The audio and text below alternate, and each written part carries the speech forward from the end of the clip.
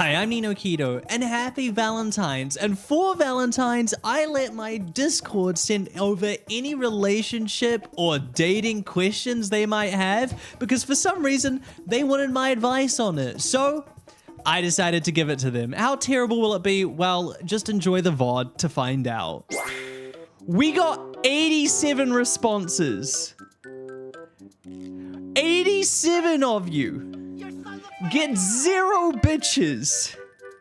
And you've come to me for help, which I think, in my opinion, just shows how desperate you must be. Like, let's be honest, just shows just how desperate you must be. Now, I'm gonna say something before we get started. I'm gonna say something very important, okay? Disclaimer.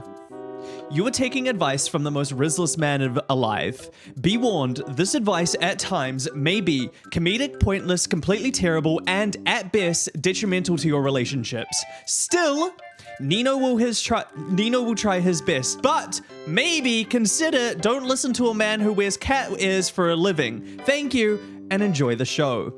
Now, I will say, I was a little nervous for this. Because situations out of which I don't want to discuss on stream, I haven't dated in a while, okay? So maybe take everything I say with a grain of salt. But I will say, previously, I used to date a bit. And I've had my fair share of success, okay? I've had my fair share of success. So if you've come to this, maybe you've come to the right place. Probably not. Now, no cat ears yet in the disclaimer. I reckon it's a redemption. I think chat, feel free to give your own advice with this. I think my chat room probably gets some ladies, some men, some partners, and I think my chat room had a fair amount of giving this a go. So, should we start? This music's really loud. This music is very loud. Swimming in it? Don't be toxic. Who, chat room? I trust my chat won't be toxic. I hope I won't be toxic. I don't think I'll say anything toxic. I don't think I will.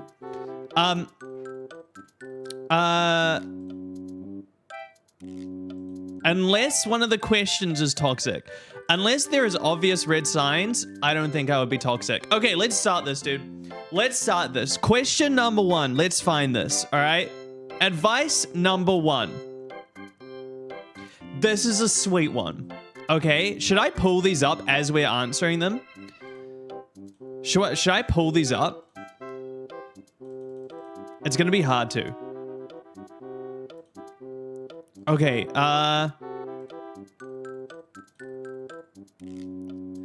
dude, you have to like scroll through them.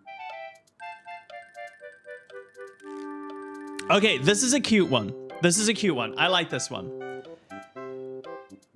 How do you know you're in love? That is a very sweet question. I haven't had a boyfriend since middle school. I like girls and guys. Questioning the guys part though, I think that is fair. I think that is completely fair. And I just thought since we flirted, that equaled boyfriend. Also, whenever I tell someone I had a crush on someone and they reject me, I instantly stop crushing on them. Not sad or anything. Nino, help me. What is romantic attraction? All right, first things first. Flirting doesn't equal anything. Flirting is just flirting. Flirting is literally just a fun way to communicate someone that you might have romantic or sexual attraction to. But the rest of it, super valid. Honest to God, super valid. Great question. Liking someone and then being rejected, and then you instantly stop crushing on someone, in my opinion, bit of a green flag. I used to have this a lot. I used to have this so much where I would talk to someone and kind of get a thing going and then see if they reciprocate it, and once they didn't, it was gone. Now, I will say, I think that's a super green flag. I actually think that's I think that's quite a normal thing, right? That's some people do this a lot, some people don't, and I think it depends depending on who you have a crush on. But I will say there's a difference between a crush and in love. All right, Now, if we're going to talk about like a crush, I think there's a lot of, it's things like butterflies. You can't stop thinking about them. They make you blush just looking at them. Not even just talking to them makes you like literally freeze up. Like literally freeze up.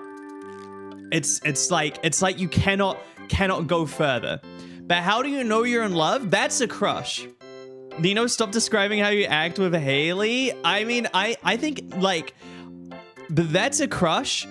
To tell you if you're in love, I think the main thing is that the difference is that like with love, it goes and comes. Like it can go away and then come back to you. It's like when they do things that are like little, you know, like, I mean, you don't really know you're in love until maybe later on. But I think it like, no, Nino's being honest. It goes and comes. Thank you, Jerry. Love can start from nothing and then can grow into love eventually. I think a crush, always a crush can obviously grow into love. But I think love is you feel once you're in that relationship, and this is might sound a little, what's the word? Like you're also growing, what's the word? Attachment is too much, codependency. They become like a part of you. There's like a part of your heart now belongs to them. And in my opinion, even if you go through a relationship and you break up, that person still will always hold a part of your heart. I think that's a big thing. Guys, don't ask the question in the chat. The forum is right there. Chat, do you have any other wise words for how do you know you're in love? I think at this point, you want to know if you have a crush on them. It's just like thinking of them and knowing you always want to be there. Stay your own person. Yeah, there's a difference between staying your own person. If I feel safe with that person, that's usually an indicator for me of a good relationship. Absolutely. You just sort of know. I think the knowing comes from caring. There is a deeper care for them. And I don't think it's actually that far away from the love you hold for a friend. It just maybe goes a bit deeper, you know? Love is when you realize you want to live your life with them. Love is, I think, is when you realize that anything you do without them sucks that little bit more. When you're doing things and they're not there, it just kind of sucks that little bit more. But the whole world looks brighter when they're like with you, which I think is a good point of love. But remember, having a crush on someone does not equal, flirting with someone does not equal them being your boyfriend. Guys, don't say that in the Discord chat, in the Discord. I'm not going to read them if they're in the chat room. In the Discord. The stream is actually serious. The stream is not serious, bro. You probably wouldn't love someone you aren't dating yet. It's more of a crush of infatuation. Yeah, you do not love a crush. Your crush can develop into a love, but I think it takes a little bit more to get there. In my opinion. Okay, let's go to a next one. How do I go to like, summary? I'm just going to read them out. Okay. How do I get my boyfriend to hang with... oh, this is an interesting one. Which one is number 2? Okay. Wait, this is an interesting one.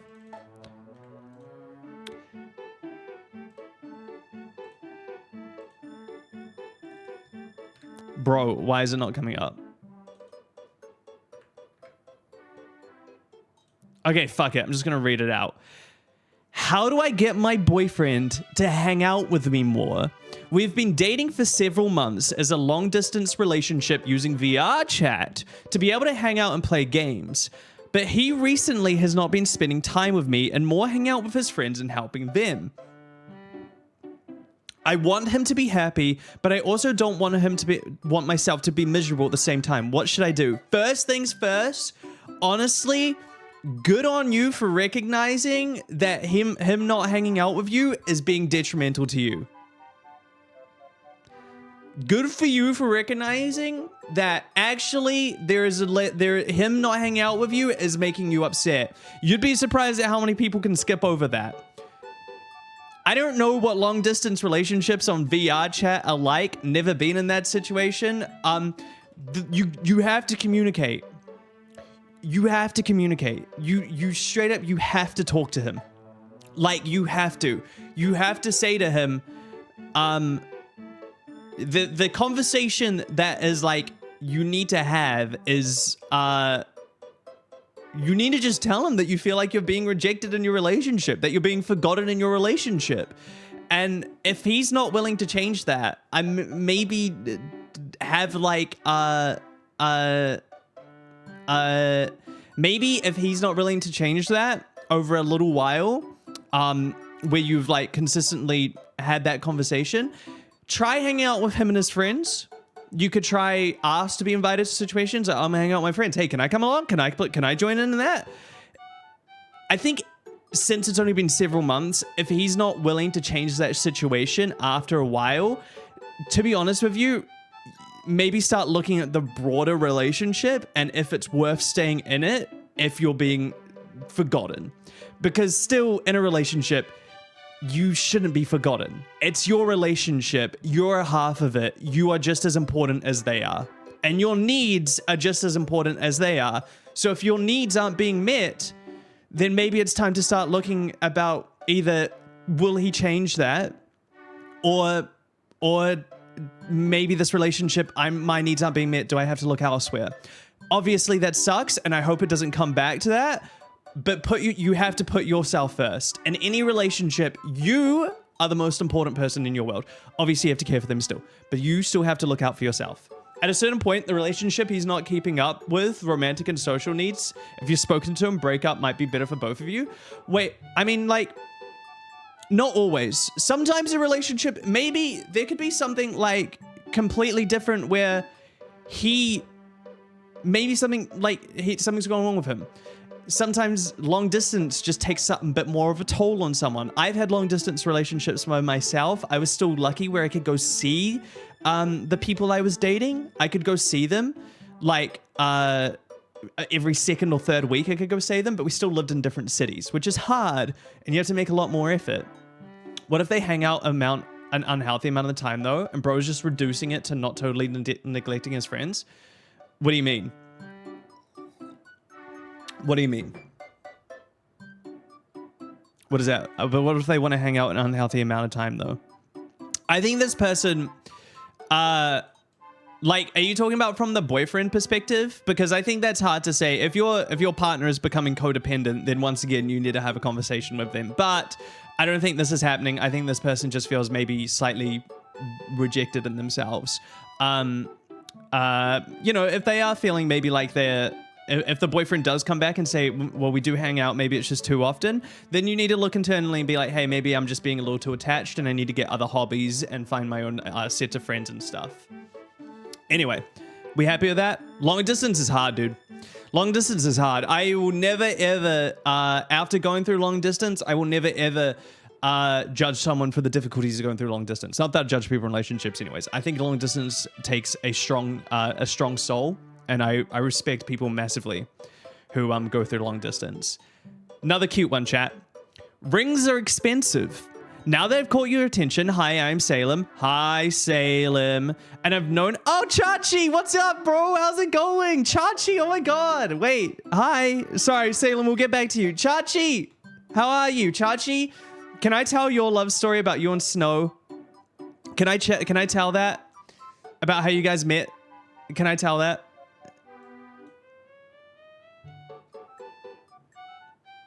You may.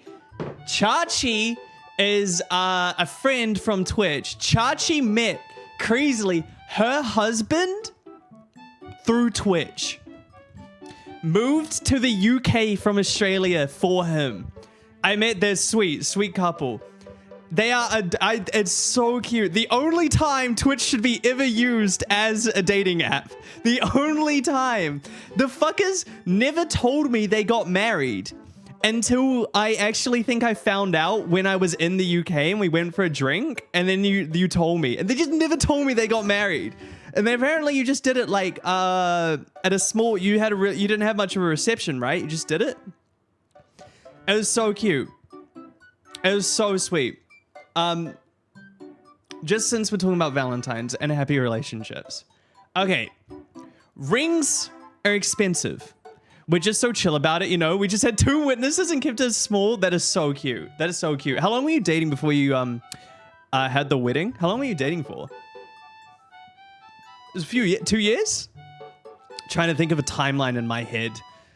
I'm trying to think about it. But I don't think it was.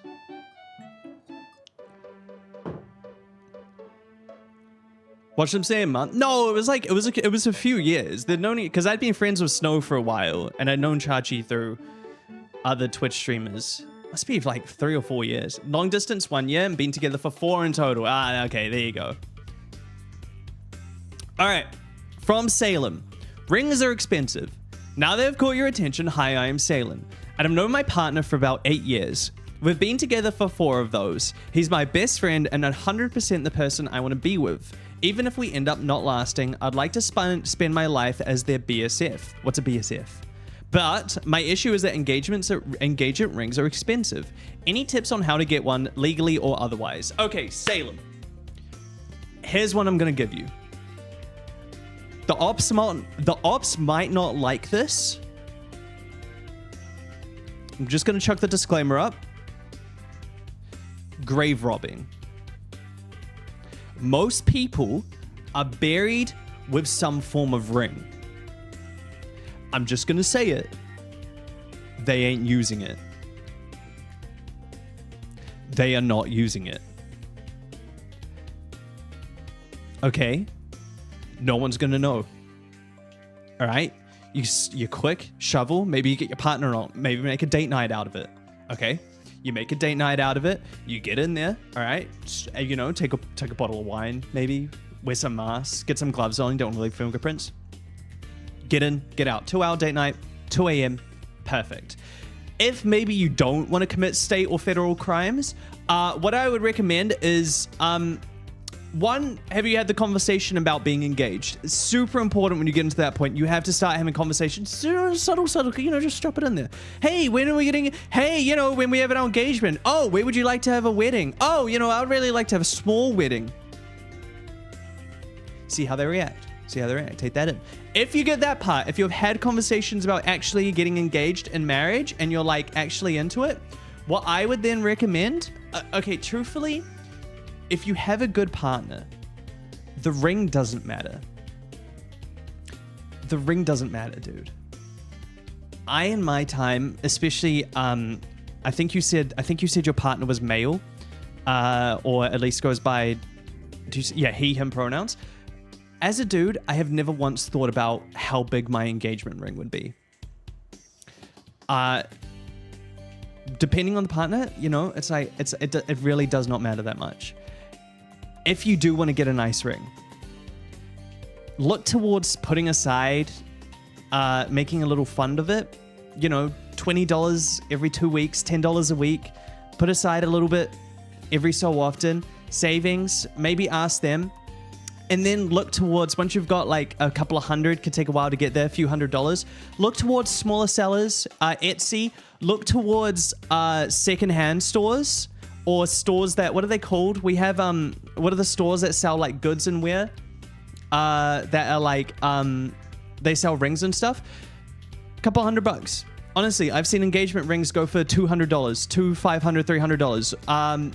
It's not, even discuss with your, thrift store, pawn shops and stuff. Even discuss with your family. If you have grandparents, auntie and uncles, hey, is there any engagement rings floating around in the family? Because sometimes those are kept through our family heirlooms.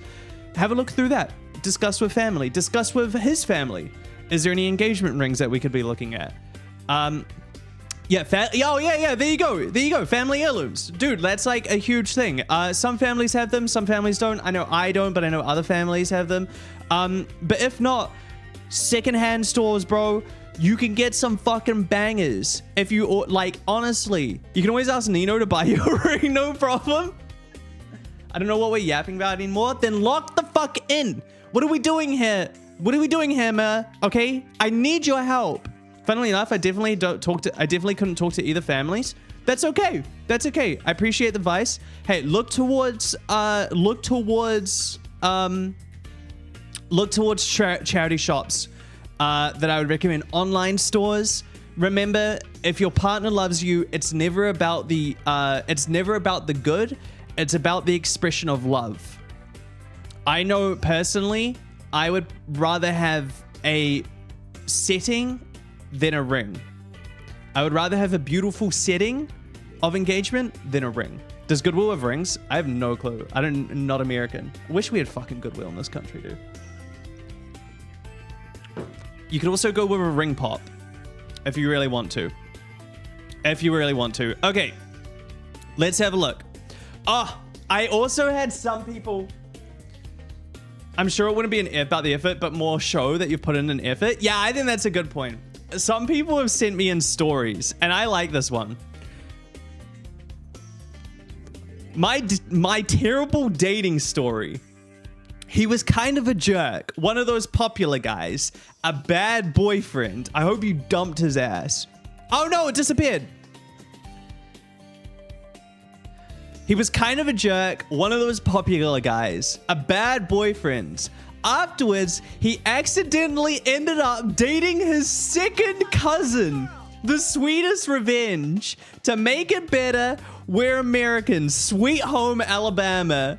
That's fucking crazy. Holy shit. Yay-ho. Keeping it in the family. That's what I like to say. That's fucking crazy, dude. Holy shit. Dude, I had a friend in university who came from a really small town in New Zealand, and she told me that there was less than 20 people in her high school because the town was so small, and 2 of them got caught in the bushes at the back of their field, and they were cousins, and everyone knew about it. And that is fucking insane. My sister's boyfriend cheated on her with his stepsister. Oh no, dude, get him off the sites. That's degenerate as fuck. That's degenerate as fuck, dude. That's crazy. Wait, what was this one? I, 21F, am getting married to a man, 21M, and he's never watched a Nino Keto stream? Am I making a huge mistake? Help, dump his ass. It's not worth it. Call the wedding off. If he is not willing to lock in and subscribe to twitch.tv/Nino Keto, what the fuck are we playing at here? What are we doing here? It's over. I'm sorry, it's over. It's not on, okay? Always put random Twitch streamer on the other side of the world first. He's done. He's done. Okay. I paid Hexler to have sex with my wife, then the emotions got the best of me and it backfired. No less now, I'm not sure how to feel about it.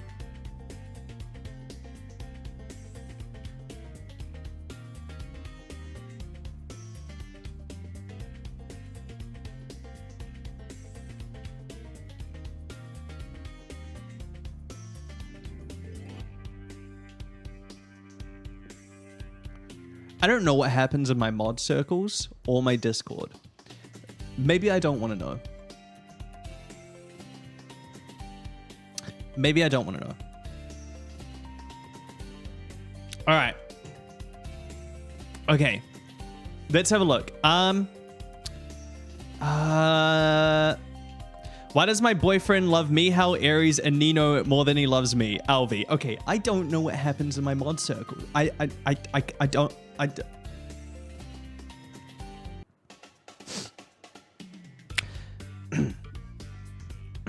Okay, let me try to find a long one. A lot of these are long, so I'll come back to these ones. And there's a lot of new ones. Oh god. Oh, this is an interesting one. All right. My boyfriend broke up with me and then wanted to get back together the next day. There's a story to this. So my boyfriend and I have been together for almost 3 years now. Everything was going great. I knew he was having a lot of stress about going away to a new university next semester, but thought we could go through it. But thought we could get through it. However, He decided he wasn't a person capable of doing long distance and broke up with me. We were both very upset and he didn't seem like he wanted to, but did it anyways. I was heartbroken. The next day, however, he said he wanted to talk again and I gave him that courtesy, although I was a bit hesitant. He told me that he had made the worst decision of his life, woke up that day hoping it was a nightmare, and that he was willing to do long distance with me. He asked me to take him back because I love him. I did. However, now I can't shake the feeling that I might just randomly do it again, and I don't have the same trust for him that I did before. I'm not sure if I should just let it go or I should take this as too toxic and end the relationship myself, because I'm scared that he will do it again. Dude, that is a hard one. Cheating isn't forgivable. Bro didn't even cheat. That's not even in the... That wasn't even part of it. Okay. That's... You are absolutely right, where I think that barrier of trust might be shattered. That barrier of trust is so hard to come back from. He totally cheated. Chat, do not presume things that they don't say. It's not for the best of it. Fuck, where did it go? Oh my god, dude. My thing keeps like bouncing around like crazy. And it's really annoying. Where is it?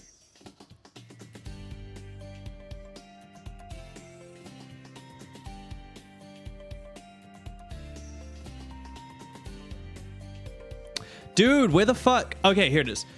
That barrier of trust in the relationship is really hard to get back. It's really hard to get back. And I'm going to be dead honest with you.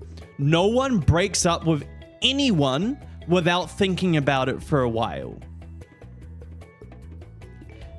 It's just truthfully. This wasn't something he decided on that day. It never happens. That's not how human relationships work. This might have been something he was mulling over for a while. The question's anonymous. Yes. I know personally, I cannot tell you what to do because in this relationship, oh,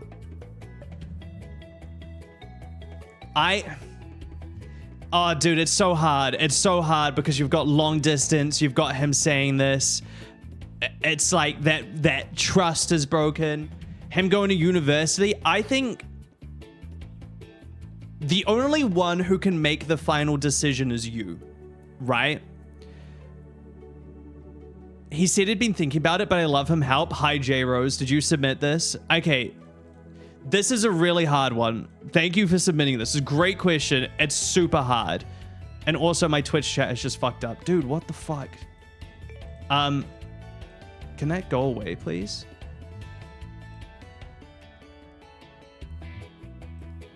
Oh my god, I love when Twitch chat stops fucking working. That's awesome. Thank you, Twitch chat.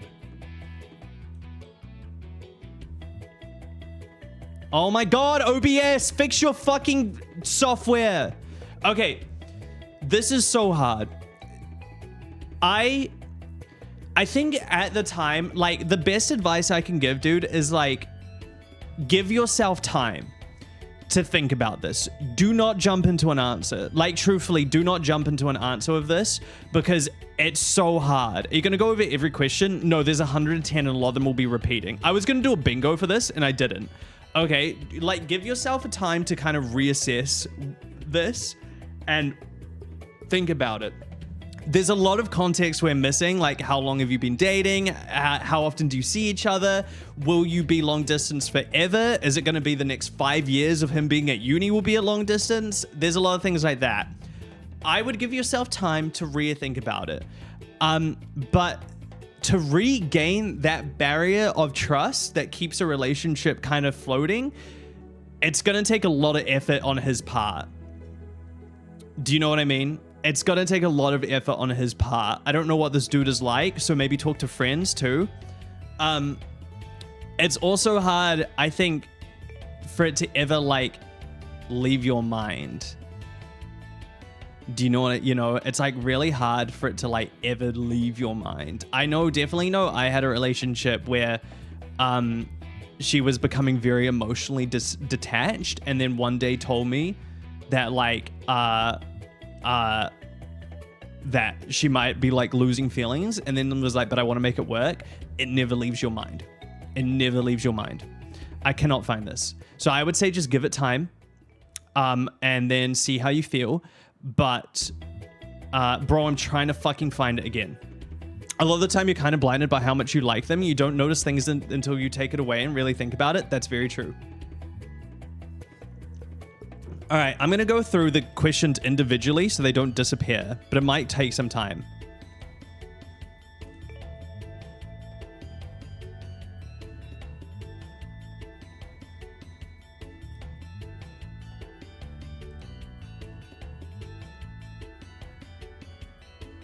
All right, we're going to flick through these.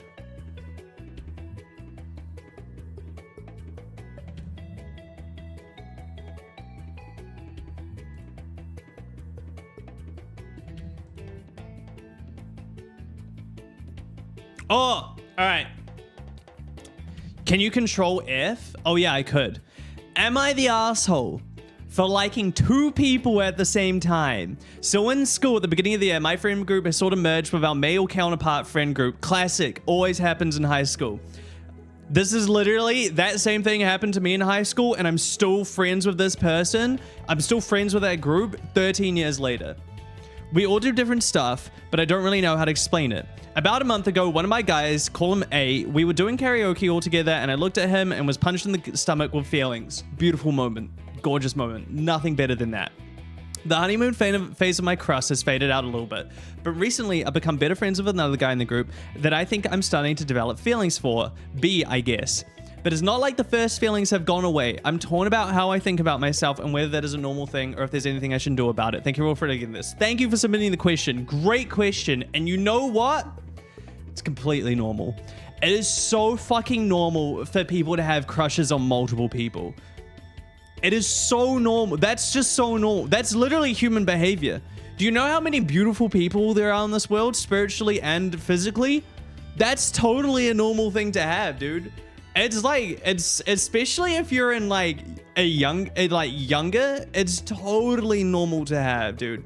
There is nothing wrong with having crushes on multiple people. Honestly, if you want to date one of them, get to know them. Polyamorous relationships, they didn't say this is polyamorous. They just said they have crushes on multiple people. Get to know them. Like, get to know them a little bit more. See what happens. You'll probably find out that you will like one of them more than the other. Another thing, give it time too, maybe one of those crushes will fade out. Who knows? But dude, that is so normal to have a crush on 2 people. It just like, it's fine, Can I ask both of them to a poly if you end up liking them both? Okay, but you need 3 people to be polyamorous, and they have not indicated anything about polyamory in the question. So if it's just a crush, there's nothing wrong with that. Why do you think people date multiple people at the same time? I'd go for the second person, in my opinion. If you truly cared and liked the first person, you wouldn't fall for a second. See, I think that's true maybe if you actually liked them or were dating them. However, it seems like these are just crushes. And if they're just crushes, there's absolutely nothing wrong with liking multiple people and getting to know both of them at the same time. And then seeing like, hey, shit, maybe I don't like A. Maybe B was the one I had a thing for. Shit, maybe B was just a little bit of an infatuation and A is the real person I have a crush on. But there is nothing wrong with having crushes and liking both of them. Yeah, put them in a pit and make them fight. Put them in a pit, have them fight it out. Whoever comes out on top, there you go. That's your answer. That's who you got your eyes on. That's the one, bro. That's the one.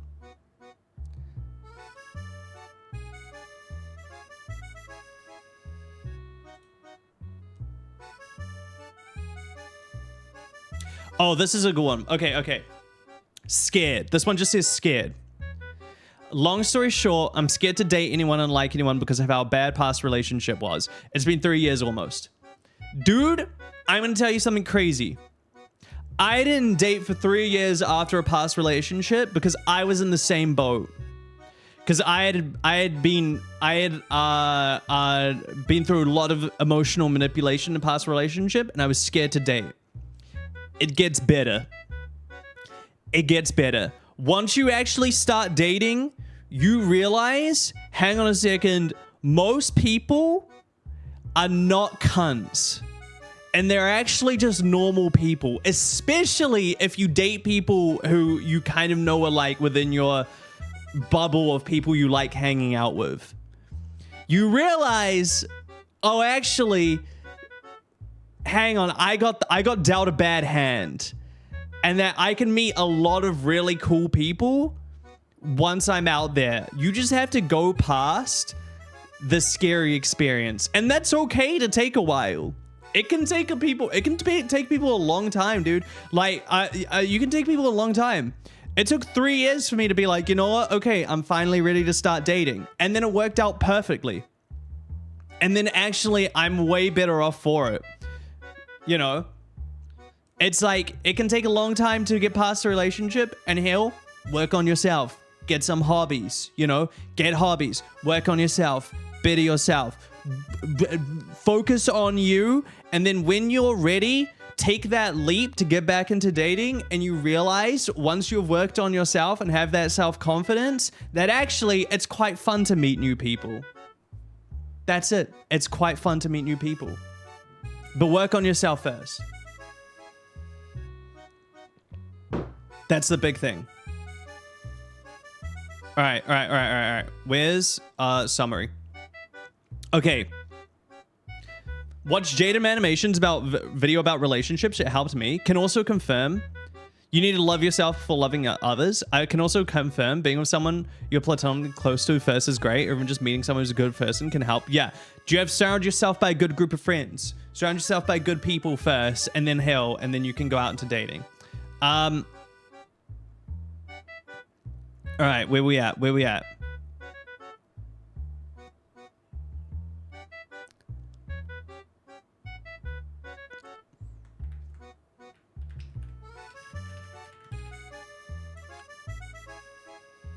Okay. This is an interesting one.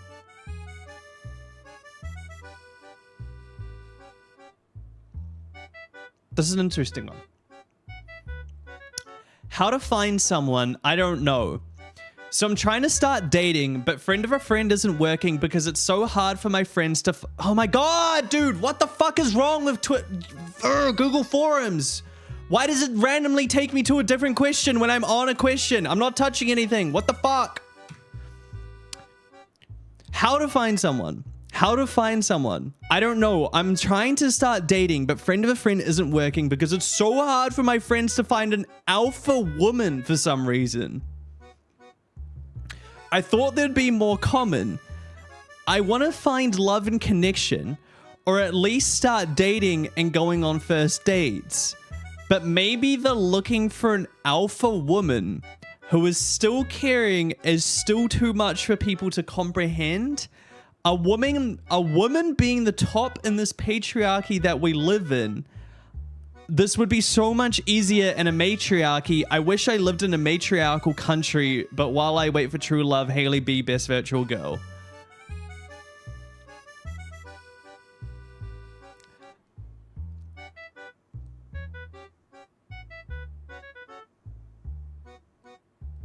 What the fuck is an alpha woman?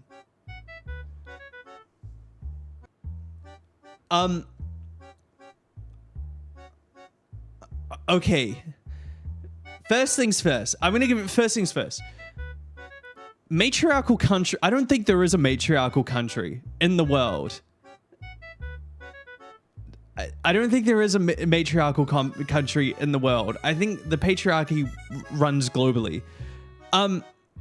Secondly, what the fuck is an alpha woman? Is this like femcel Andrew Tate? Okay. Is it a muscle mommy? Is that what you want? Is it this? Is it a hot MILF?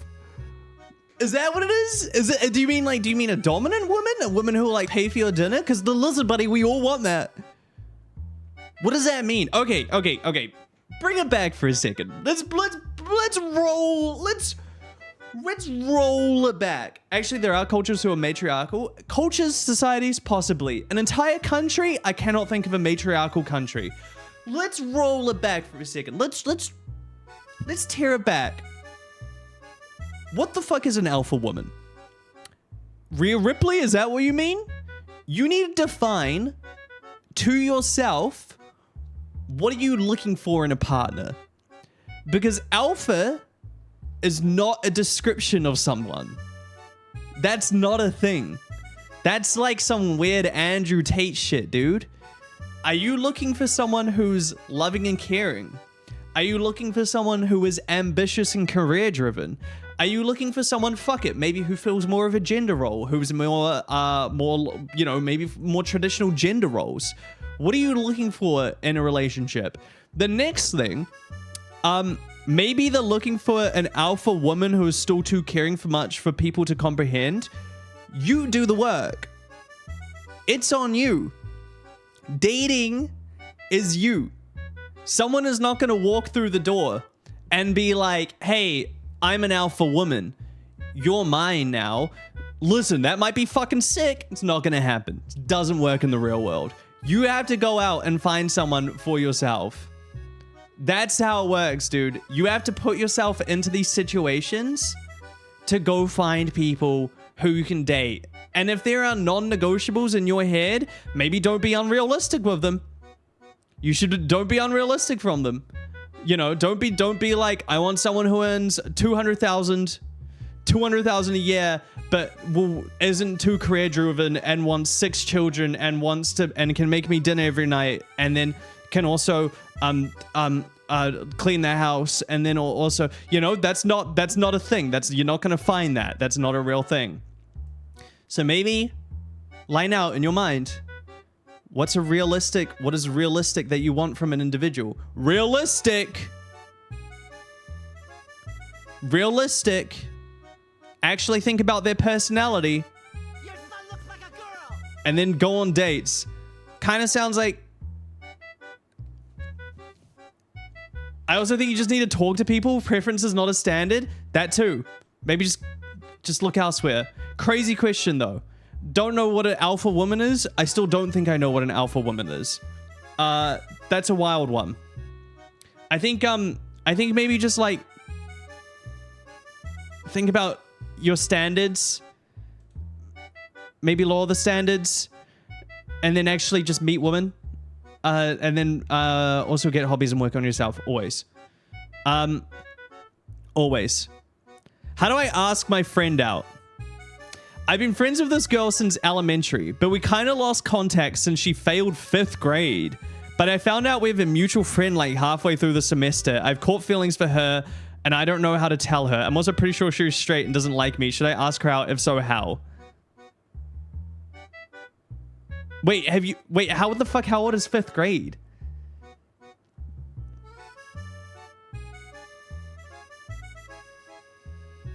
$11? You can fail. You can fail 10 years old? Okay, first things first. If you're pretty sure she's straight and doesn't like you, why would you ask her out? Just be completely honest with yourself here. Okay, be completely honest. Why would you ask her out? If you are 90% sure she's straight and then doesn't like you and you haven't been in communication with her, I'm not sure this is a crush. I think you have an idea of what this person is in your head, but there's not a real crush. Unless you are talking to this person, then I think you have then I don't think you have an actual crush on this person, and I think you have an idea of what they could be and not what they are. And I don't know how you fail 5th grade. On top of that, maybe it's time to move on. Holy shit. Banger alert. Hang on a second. Pause the music. Pause the music. This one's a fucking banger of a question. This one's a banger of a question. Chat, lock the fuck in for this one. We're here, okay? My boyfriend will not stop playing Dungeons and Dragons. What a fucking question. My boyfriend, 22M, and I, 22F, have been together for over 4 years, and he has played D&D the entire time we were in high school, so I assumed it was just a silly game that he'd grow out of. I have never been more wrong. Boyfriend and his dude bros have began to play D&D 5 nights a week for 4 hours each time. He gets home from work at 5:30. He gets home from work at 5:30 and eats dinner, and then it's straight to gaming and then to bed. Outside of this, he's a very caring and attentive partner, and I really do love and appreciate him and his company. How do I get him to cut back on the gobbling or whatever it is that he does and spend at bare minimum equivalent time with me? D&D's a fucking lifestyle. No, I'm kidding. What a fucking question, dude. D&D is a lifestyle, dude.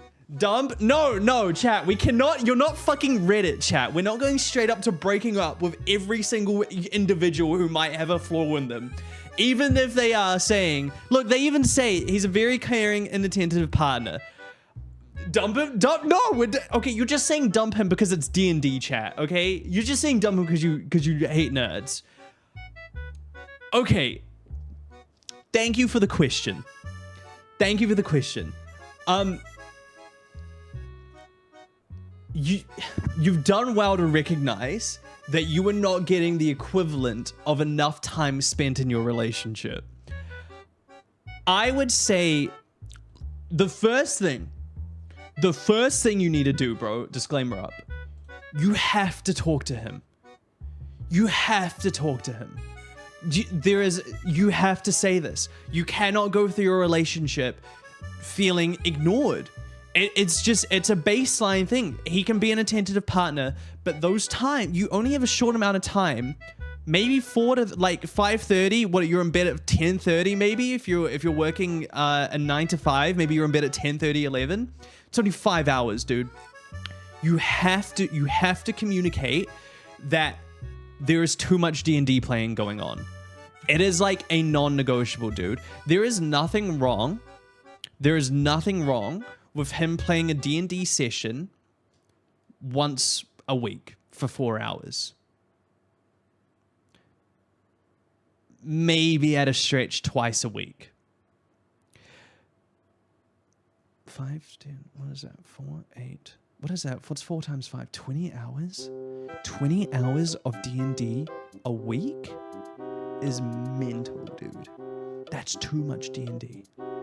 That's too much D&D. I don't care if he likes D&D a lot. You need to say something.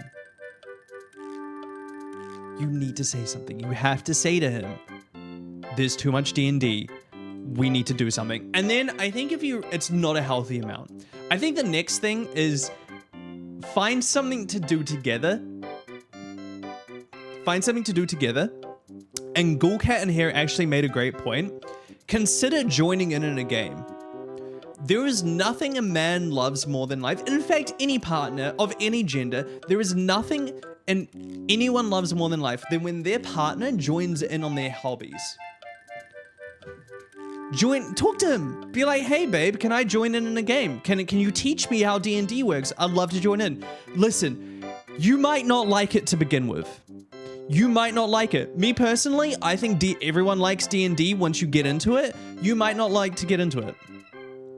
I've offered to learn. Wait, is this you, Kimberly? Did you submit this question? I've offered to learn, but he says it would be weird for me to talk to his friends.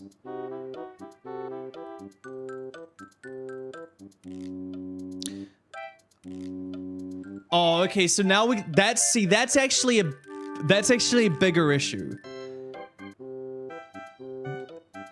he doesn't want you to just talk to his friends?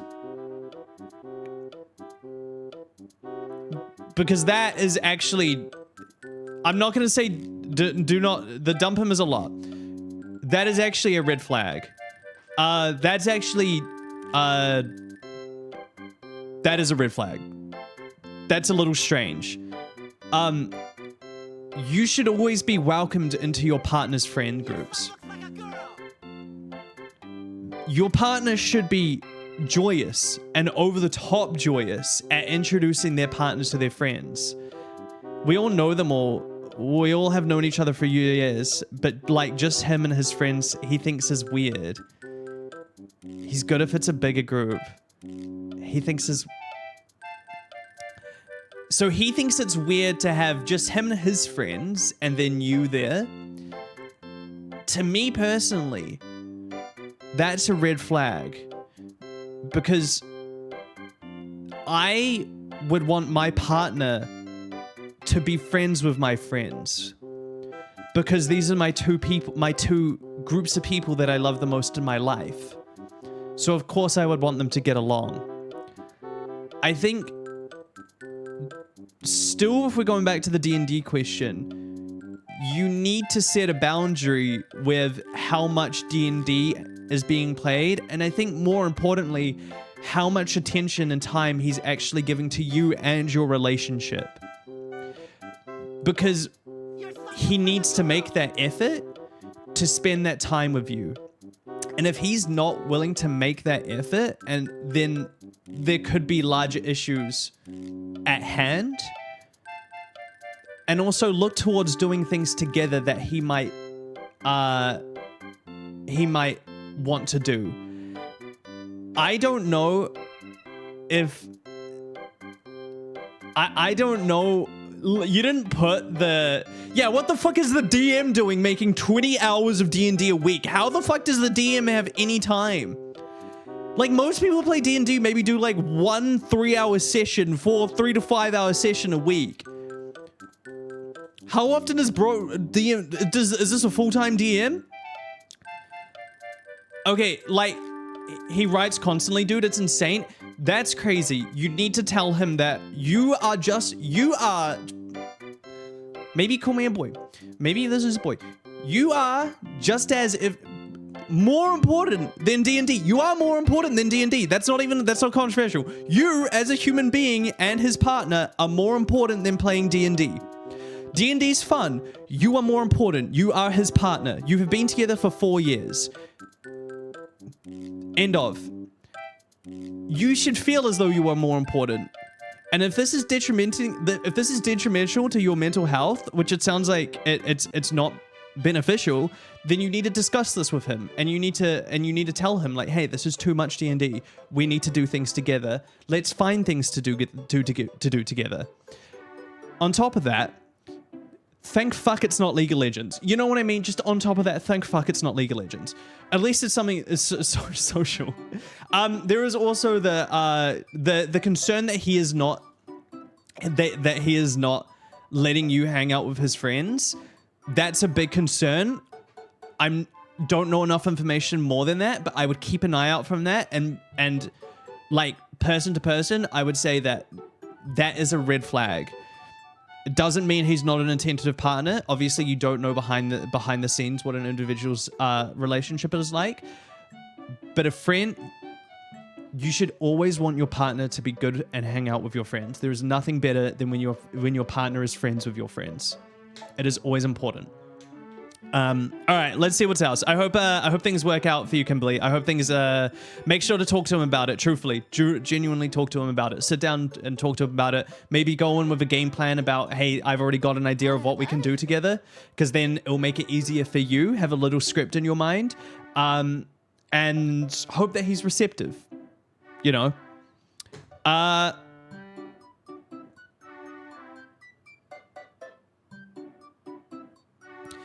What should I do?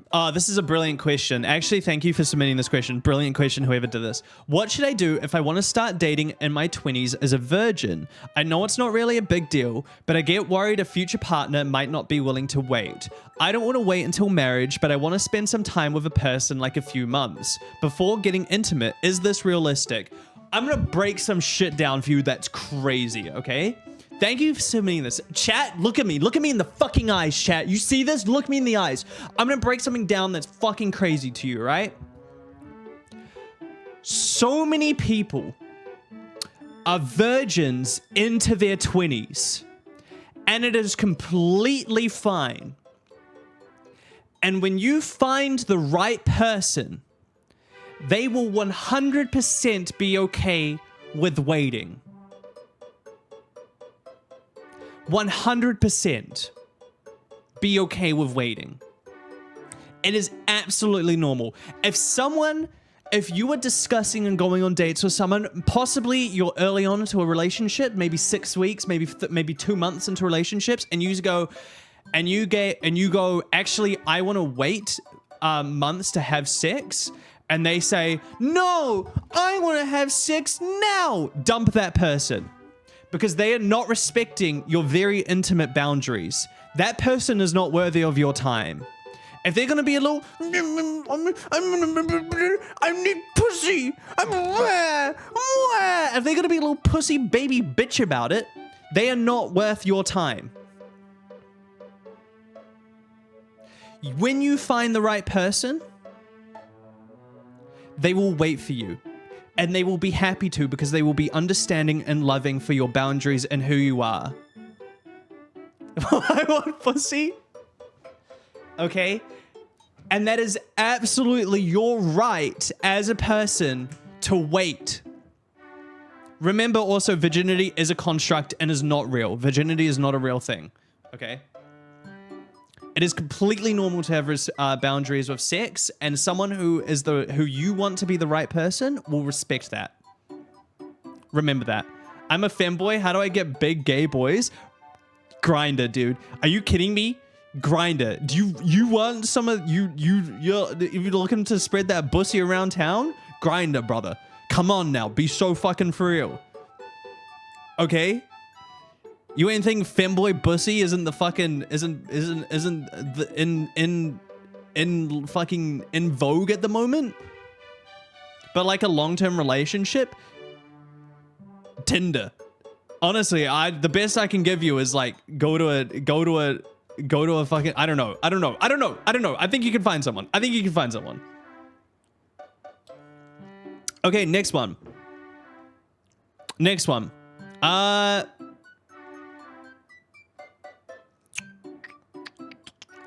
What's a good one?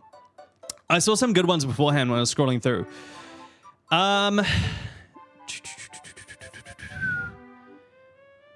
Oh, there's ones. Oh, I'm so. Wait, what is this?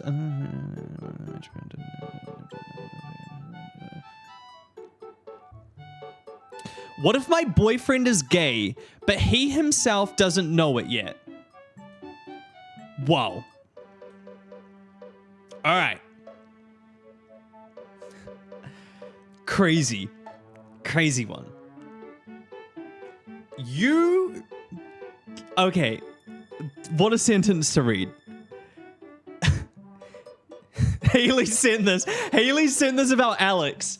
One of my boyfriend, Alex, we will call him Aaron. He is a big jock who likes playing gridiron, and he loves going to sports. However, he has photos and posters of these sweaty shirtless men all over his wall, and he says he just uses them for body inspiration, but sometimes I catch him licking his posters. What do I do? Haley, I'll tell you. Okay, quite seriously, you cannot decide if someone else is gay. You don't know. You haven't also given any indication of what might make him gay. You've just said you think he's gay, but he himself doesn't know it yet.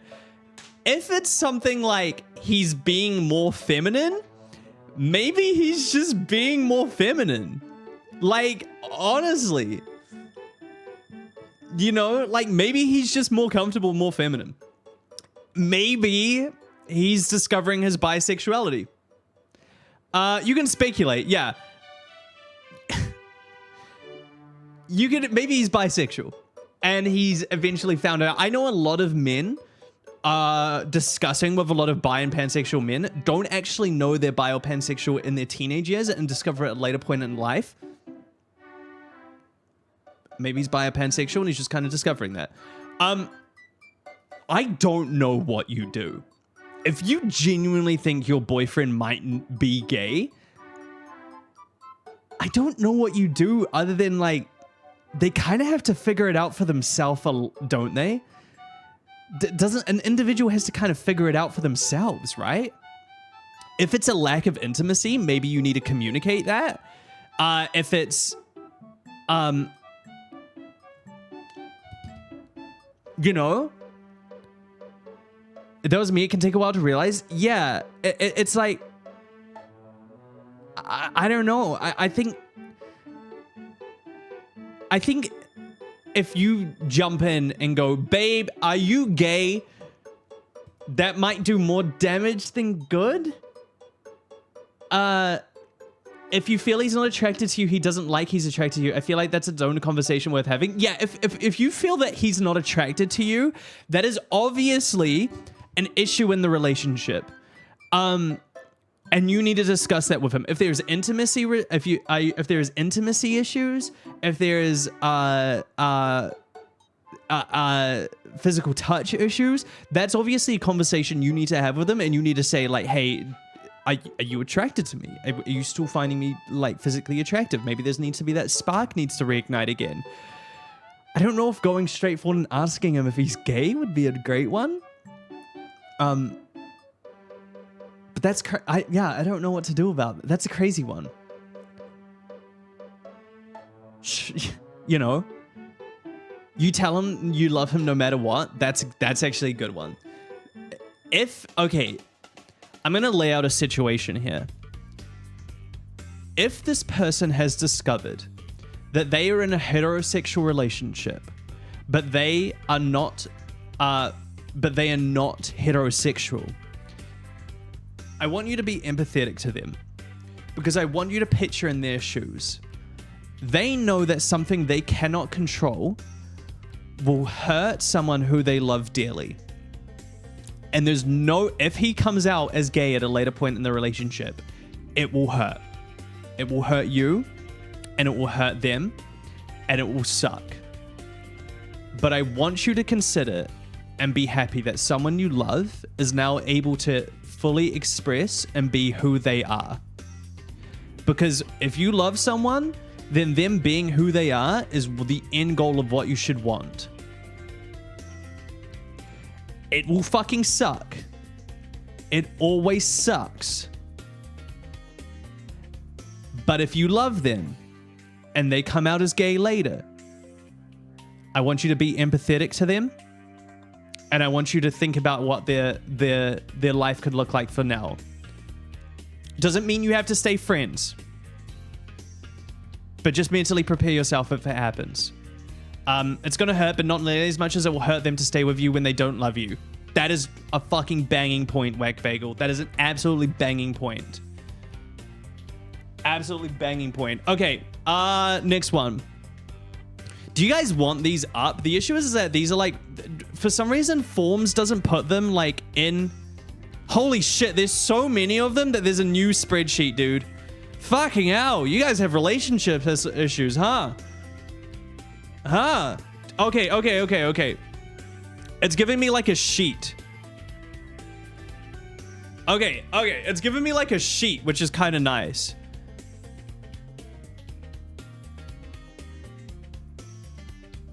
Oh my god. Okay, wait.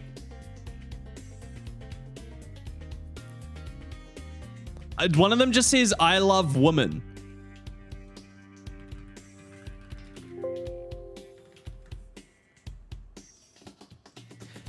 Oh! Wait!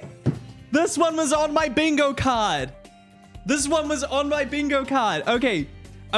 I was gonna do a bingo card, right? And one of them was going to be in love with my best friend. Because let's be fucking real. I know at least 90% of you have been in love with your best friend. But my other bingo card was going to be in love with my straight best friend. Here we go. This isn't in love. It's a crush. Here we go. I like a straight dude. Classic. Oh, he shoots and he maybe misses, doesn't score. It's a classic one, dude. It's like clockwork.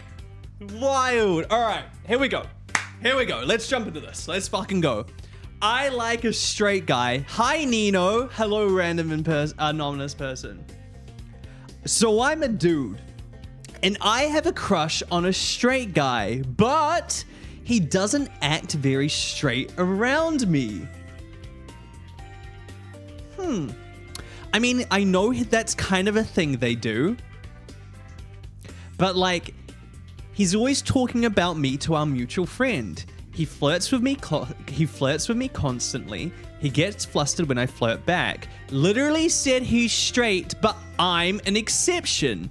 He has said some very explicit things about me too. Crying emoji, praise emoji. Also a while ago, him and my friend and a few of her friends were spewing out a bunch of birthdays. Then a few days ago, she asked me which he remembered, and mine was the only one. I don't know what to do. Nino, help.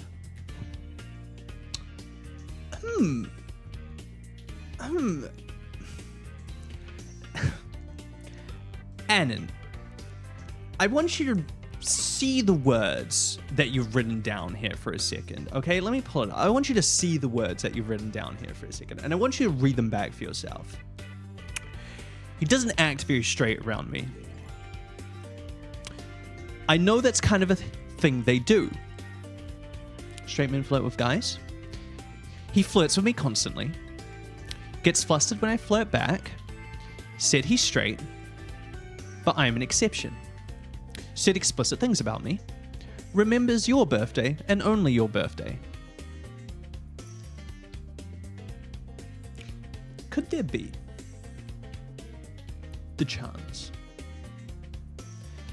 that your straight guy friend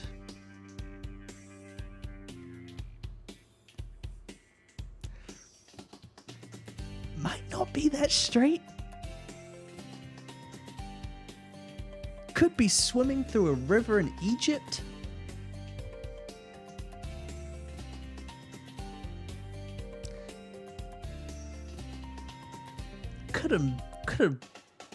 Can't find the key to the lock of the closet?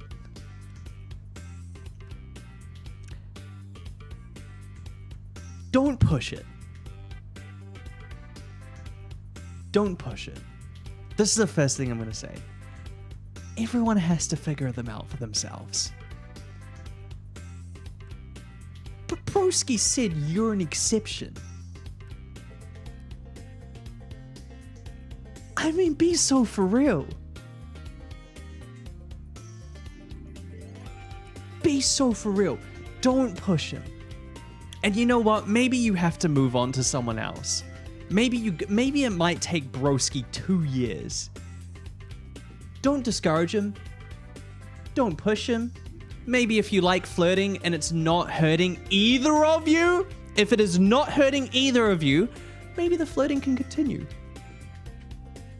You're allowed to flirt with people. There's nothing wrong with flirting with people. That's a completely okay act to do. You're allowed to flirt. Just let it play out. Just let it play out. Maybe the boat's swimming down the denial. Test the waters to see if you get jealous. No, do not purposely make someone else jealous. That's not a good thing to do. That is a toxic trait to have. Do not purposely make someone else jealous.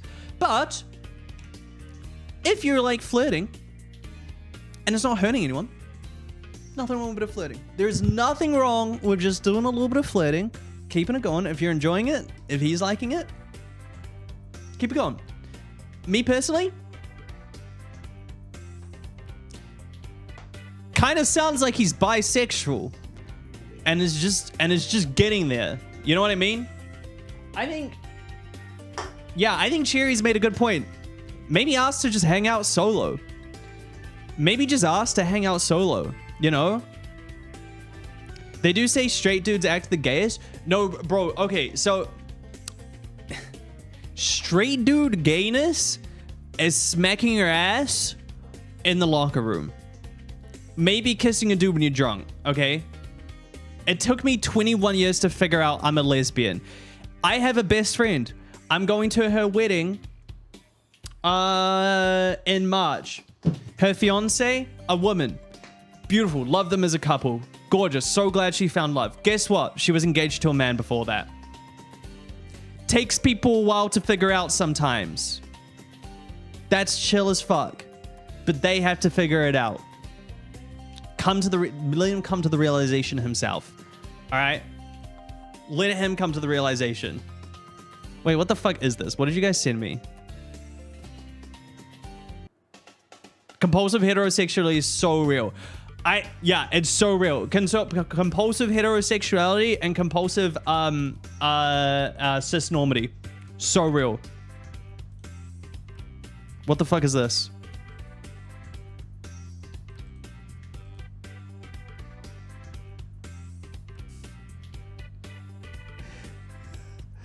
Your son looks like a girl.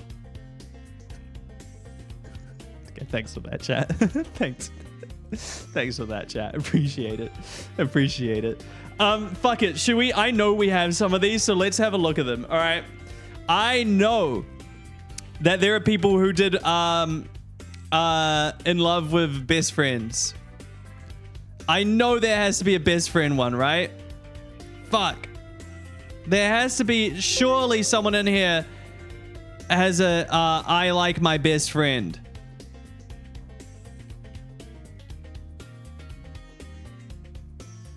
Surely.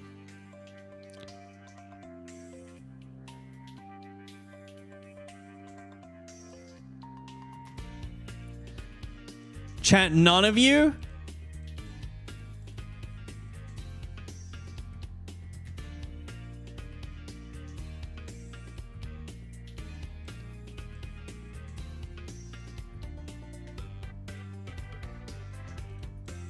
None of you?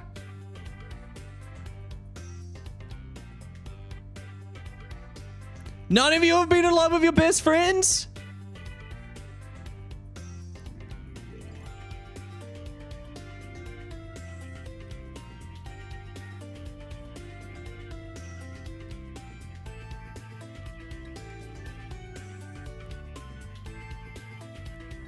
Broskies, you gotta be joking me, bros.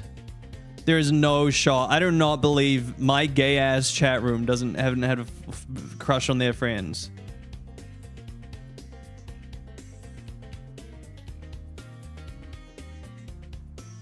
You know what? Oh no, wait. Oh no, that's platonic love.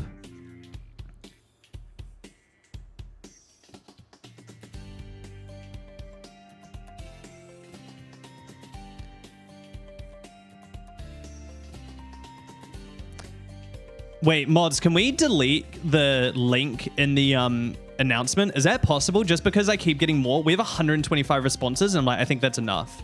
I've gotten like over 30 responses just from this stream, and I think we're good now. If that's okay, thank you, Hixler. Appreciate it, King. Oh, here we go. Okay, how do you know if someone likes you? Hey, so I have this friend that I really like. I've been pretty much in love with her for over a year. I thought she was straight and I just let it go and moved on. However, recently she's been saying if she did like girls, she would date me.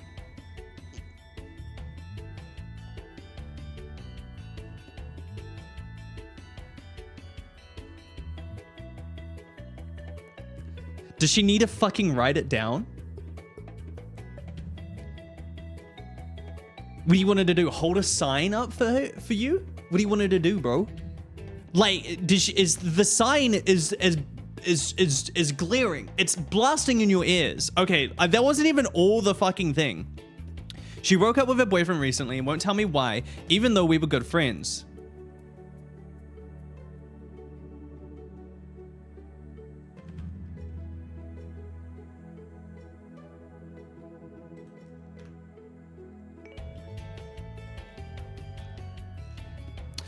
She messaged me every night, which she never used to do, and it's always flirting. I'm confused on what's happening. Does she like me? Or is she just lonely?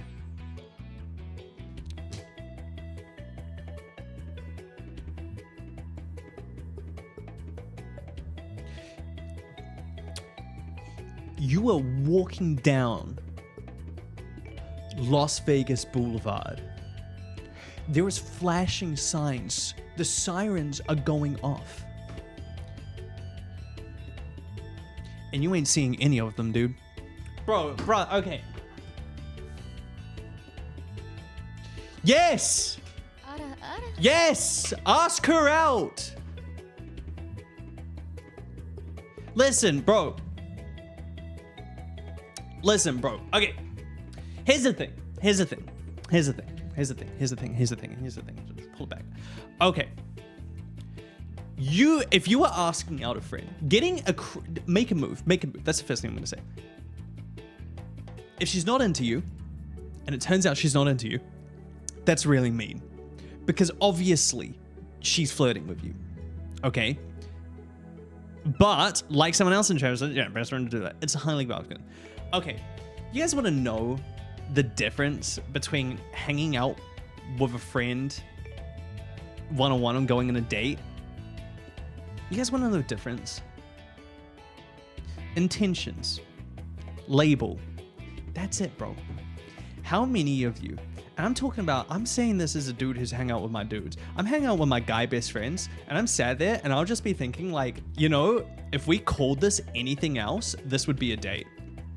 Like, what do you mean me and my other guy friend have just gone to play, we played fucking, you know, went to an arcade together, played some fucking mini golf, and then we got ice cream together. Like, what's the difference between that and a date? A label. Dude, one, make a move. Make a move. You can make a move. Ask her out. The thing is, dating a friend, in my opinion, you don't have to make it like a super serious thing.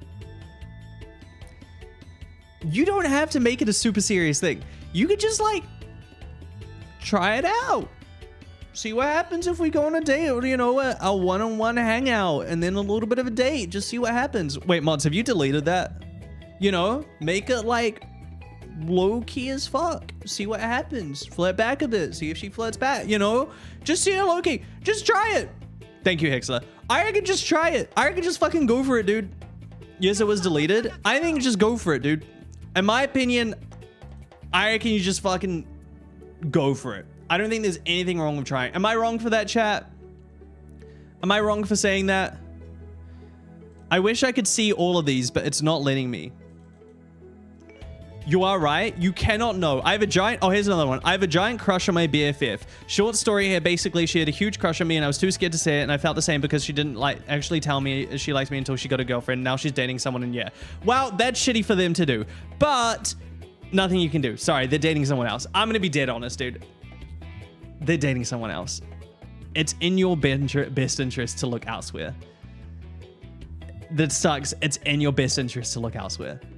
I truthfully, there's nothing you can do when someone has a rust. It fucking sucks. It sucks. It is necessary to move on from. Look elsewhere. It fucking sucks. Don't waste your time and energy. It's not going to be beneficial to you.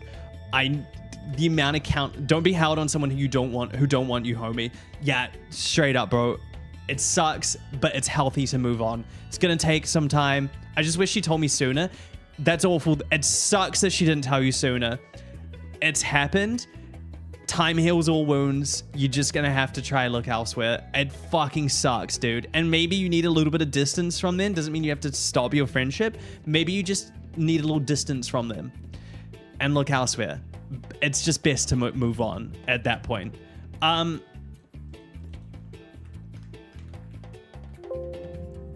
Wait, what the fuck is this? Excuse me?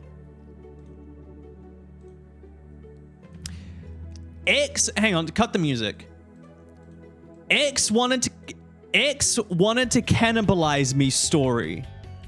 In the summer of 22, I online dated a guy Bracket, mistake 1. Yeah, at least you caught that. From Florida, mistake 2. Yeah, what the fuck? Big mistake.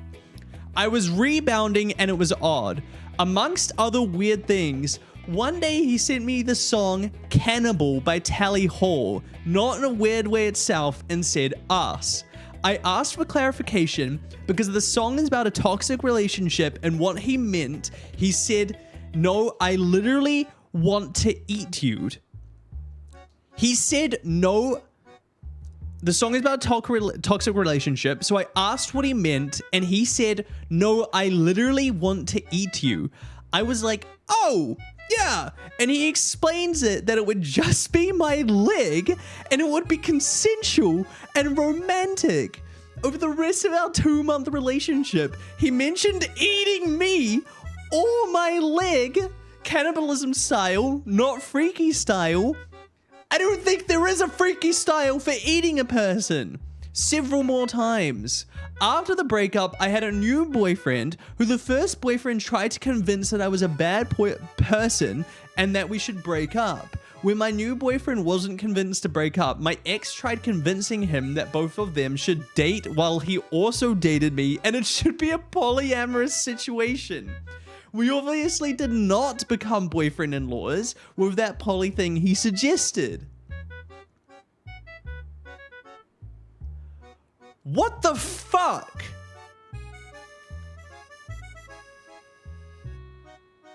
Bro, what the... Dude. Okay.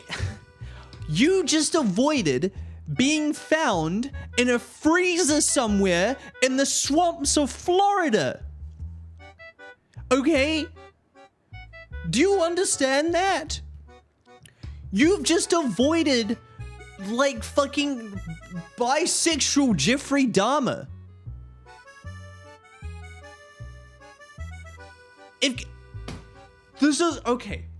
This is the most important thing in relationships, dudes.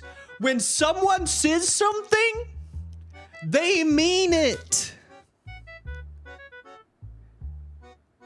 They fucking mean it. Dude, block them on everything, okay? Do you know how many fucking jokes Ted Bundy used to make about killing and murdering people? Okay? Do you know that? Do you know how many jokes Ted Bundy used to be? Look at a woman and go, huh, wouldn't she be fucking fun to stab and leave in a bush? And his workmates would go, oh, that's old Bundy. Old Fundy Bundy making a joke again. If he's making a joke about eating you, he's gonna wanna fucking eat you, bro. I've listened. If someone shows you who they are, believe them. That's fucking insane. That's wild. This is not even a joke. I don't think... Didn't Ted Bundy work in a suicide center? He worked in a lab, I believe. He worked in a lab, I believe. That is fucking crazy. I have listened to enough true crime. Okay. Yeah, jokes aren't against the law, even if they're disturbing. This is not, he didn't break the law, all right? This is not, the police cannot do anything about that. He did work in a suicide call center. That's crazy. All right. I have listened to enough true crime podcasts. I've listened to enough true crime podcasts to know that there is at least a 75% chance that you will see this man's name in the news in at least 6 years. At a minimum 6 years.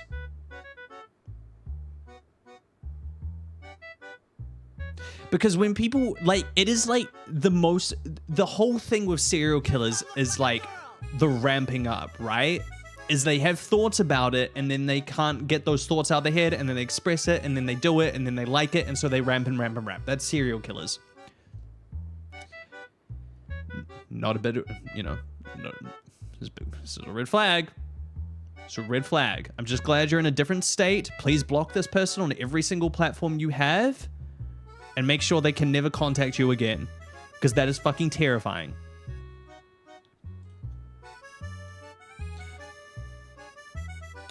I at least hope he knows how to cook a good steak. How do I ask my friends out? I've been friends with this girl since elementary. Oh, yeah, okay, we've read that one. There's actually so many, but I keep finding the same ones over and over again. All right. What if I don't like my boyfriend anymore, but we still have to see each other in a lot of situations? All right. Okay. Sorry. It sounds like to me, if you're in school, you're probably teenagers. Break up. If you do not like your boyfriend anymore, break up. It's simple. That's it, dude. Dump him. Be amicable about it. Be nice about it. Be honest about it. But you have to break up. You are doing him injustice by staying in the relationship with someone who doesn't like him. I have been in that situation. It is the worst situation in the world. And it only leads to things like emotionally cheating. It only leads to things like manipulation. Break up. For him and for you. Dude, if you see each other around school, it's fine. It's just school. I'm sure you can avoid each other. I'm sure give it time. You'll be able to talk eventually. But you just don't waste each other's time, dude. Break up. Break up. Oh, yo, shout out to okay. All right. Aromantics in chat. It's your time to shine, buddies. Shout out to the Aromantics in chat. What if it's a workplace situation, though? I mean, I always have the rule, don't date coworkers, but it's still the same thing. If you're dating and you don't like them anymore, listen, if you've been in a longer relationship, maybe you can work through it because relationships go up and down. But if you truly realize you no longer love the person you were with, why are you together? Like, it is just for the best that you might break up. All right, Aromantics. This person, this is for Aromantics, sort of. Okay. How do you feel romantic attraction? My issue is that I can think people are conventionally attractive. I can look at a man or woman and think, holy crap, they're hot or beautiful. But that's where it stops. Really, the attraction goes deeper to a deeper level. Help, what do I do? That's yours? Oh, spooky. Oh, spooky, thank you for submitting. I think, okay, Glorp. I think the thing is, there's always, I'm not aromantic, so I can't say this, but there was always the discussion that I've talked to aromantic people of wanting romance, but not having romantic attraction. I don't know how to deal with that because I'm not aromantic, and that sounds like a spinning cycle of misfortune. I will say, though, you cannot, for everyone, you cannot force romantic attraction. It's just not something that's forced. I think, like, you can't. You just can't. I think even people who have and can feel romantic attraction, the amount of people you'll go on dates with and you can be like, I think they're so fucking sexy.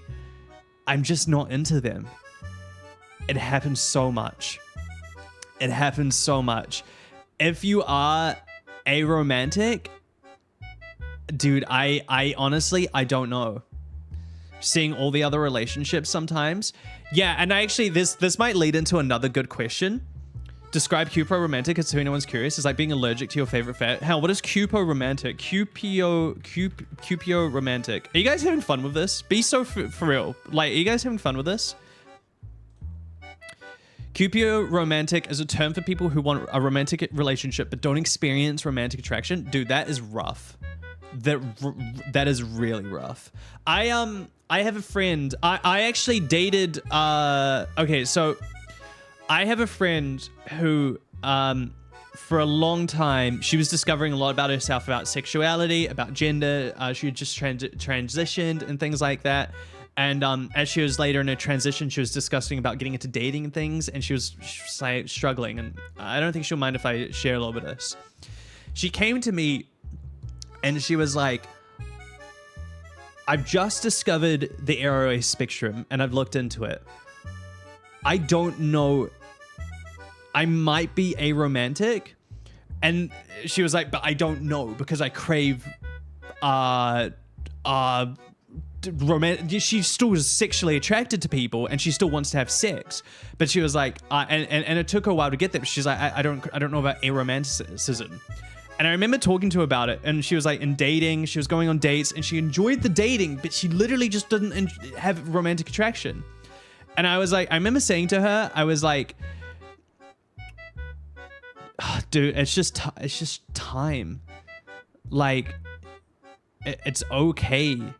I knew I was ace pro arrow. I do identify as arrow ace, so wanting a relationship, so not feeling it as rough. Yeah, and I don't know, like, if that comes with, like, finding fulfilling relationships outside of romantic ones and platonic relationships with friends, or meeting other people who are arrow ace and maybe in similar situations, so that you can discuss with that and have those relationships with them. And I remember discussing with her of being like, well, this is when she was going, this isn't quite the same question, but it was like when she was figuring out. I remember talking to her, my friend, and being like, I want you to be delicate with yourself in discovering if you are aromantic, because be patient with yourself and like give it time, is what I remember saying to her for having like with her discovering being aromantic. I was like, be patient with yourself and give it time, because this is a big and new thing to discover. When it comes to having relationships or wanting that relationship, I think the best you can look to is so society puts a lot of pressure depending on relationships. Yeah, I think society puts a lot of pressure on wanting, like, making you want a relationship, but there is also no reason to have a relationship, truthfully, especially if you have fulfilling relationships in other points of your life. I think that's a big part. Oh, dude, there was a good one. Hang on, I think there was a good one.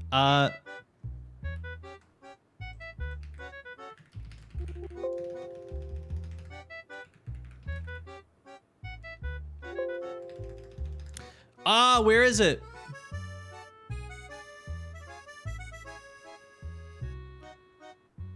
Okay. There was one I saw before that was also an arrow ace question. But I want to see if I can find it. It was slightly different.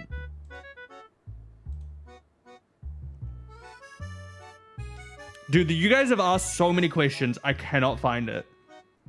Will you play Stardew today? No.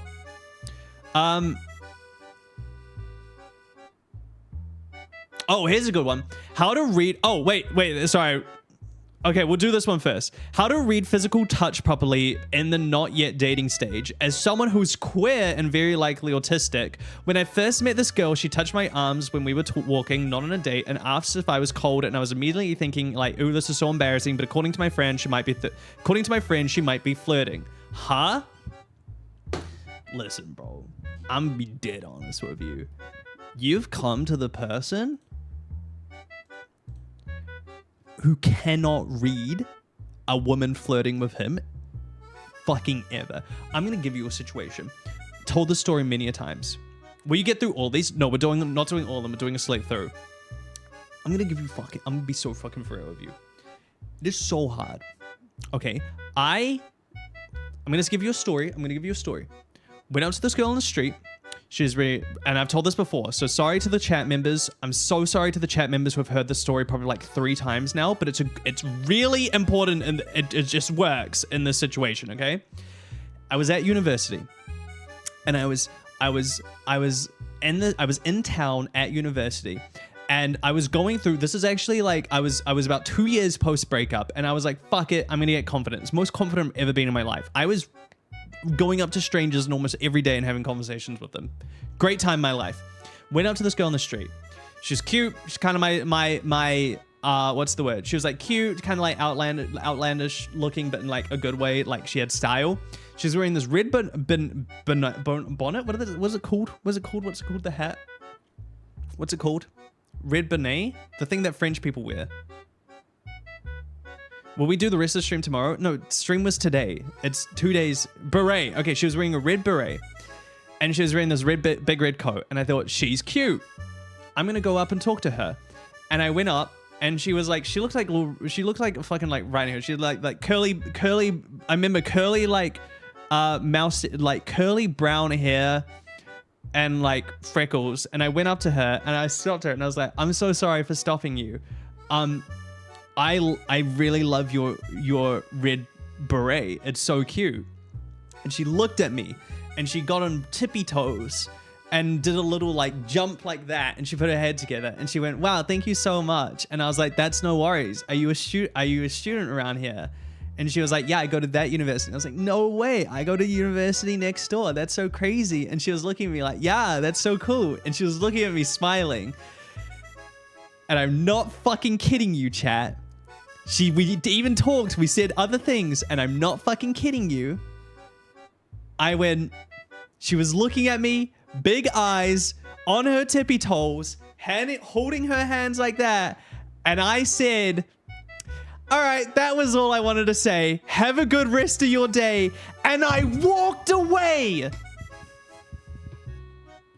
And I could see her face drop as I said that. And I got on the fucking bus. 10 minutes later, I was on the bus listening to my music. And I was like, oh my fucking God, she wanted me to give her, I should have given her my number. I had no fucking clue. I thought I was just being nice.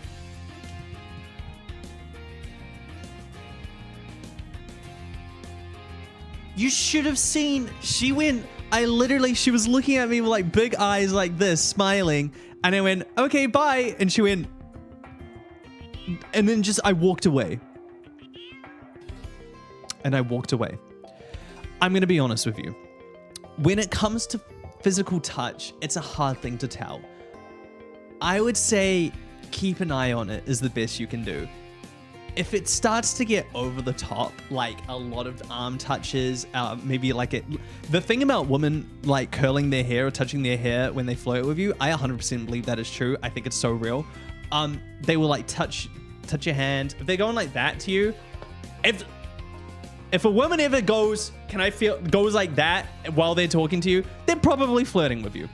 Whether it's romantic, whether it's like they want you to flirt back, who knows? They're probably flirting with you.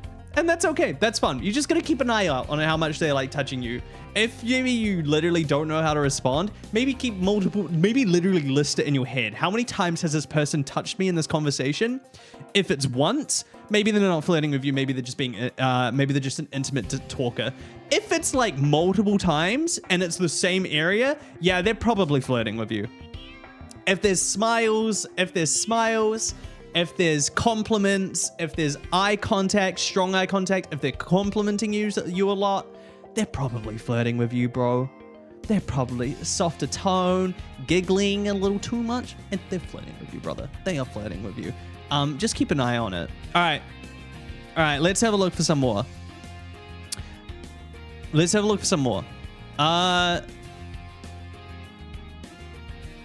Oh, dude, where was the really good Arrow Ace one? You guys have submitted too many.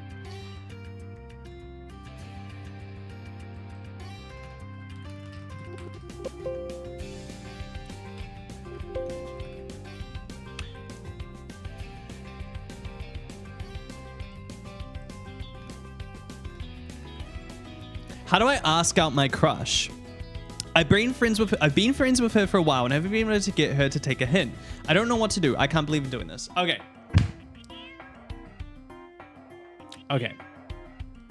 I'll be dead honest with you. There's no more questions. The survey is closed. Okay, we're gonna go back to having a crush on a friend. Okay. I'm gonna tell you another story. In my personal belief, There is nothing wrong with trying to take a leap when you have a crush on a friend. Maybe make sure it's a little reciprocated, because having a crush on a friend is not that bad. I do not think, personally, there is anything wrong with telling your friend you have a crush on them. Delete someone's, bro, I cannot find them. Me personally, I don't think there's anything wrong with that. I don't think there's anything wrong. Let me tell you a story, chat. You guys want to know the first time I ever told someone I liked them? You guys want to know that? The first person, okay, it depends on the person. Of course, it always depends on your relationship. I like to think of it like this way. You've got two instances.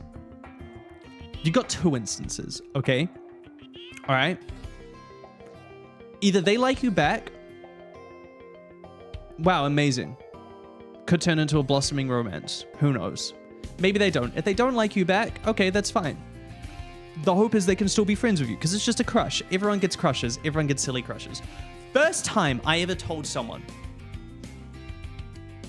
if you know they are not into you, yeah, if you know that they're not into you, don't keep pushing, bro. Don't keep pushing. No one likes it. No one likes that. Don't keep pushing your role in the relationship. If you're just telling someone they like you, that's fine. You guys want to know the first time I told someone I liked them? The first time I told someone I liked them, I was 13. I had a massive crush on a friend. And my friends at the time, who I was friends with, mutual friends, were like, oh, she'll definitely like you back, dude. She'll definitely like you back. They were like gassing me up. They're like, dude, she'll definitely like you back. Do it. They were friends and then they started dating and they were like 13 or 14. I was like 13 or 14. I was like, okay, I'll do it. I built up the courage. It's a real story. I built up the courage and I was like, you know what? I'll tell her. I'm not going to say, I'm not going to force it, but I'll tell her that I like her. What's the worst that could happen? I go up to her, we're hanging out at a friend's place. I go up to her and I'm like, blah, I'm just letting you know, I don't expect anything out of this. I have a crush on you. Just letting you know. She laughed. Full-blown laughed. In my face.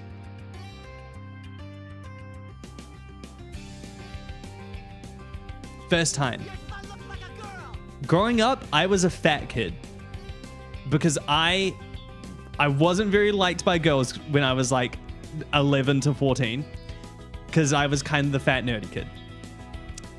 I got laughed at. Guess what? Still alive, bitch. Still fucking alive. Because guess what? Rejection isn't the end of the world. I survived. And I had very successful dating lives afterwards. Guess what? We were still friends. Okay? Still friends to this day. Years later, she messages me, says, I'm so sorry about that one time when you confessed it. I have felt awful about it ever since. I'm so sorry. I don't give a fuck. I truly didn't give a fuck. I was like, I'm going to be honest. We were 13. Who cares? Who gives a shit, dude? Made me stronger for what I am. The worst thing that can happen when you are friends with someone and you say, I have a crush on them. If you do not force it, I do not believe you will ruin the relationship. I don't think you will.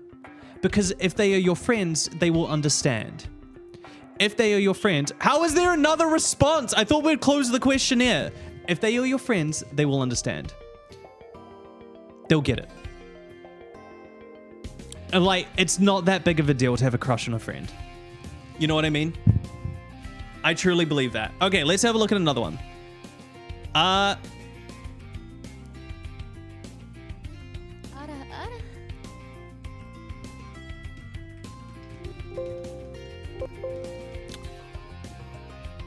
Bro, what the fuck is with... Oh my god, I'm getting so annoyed.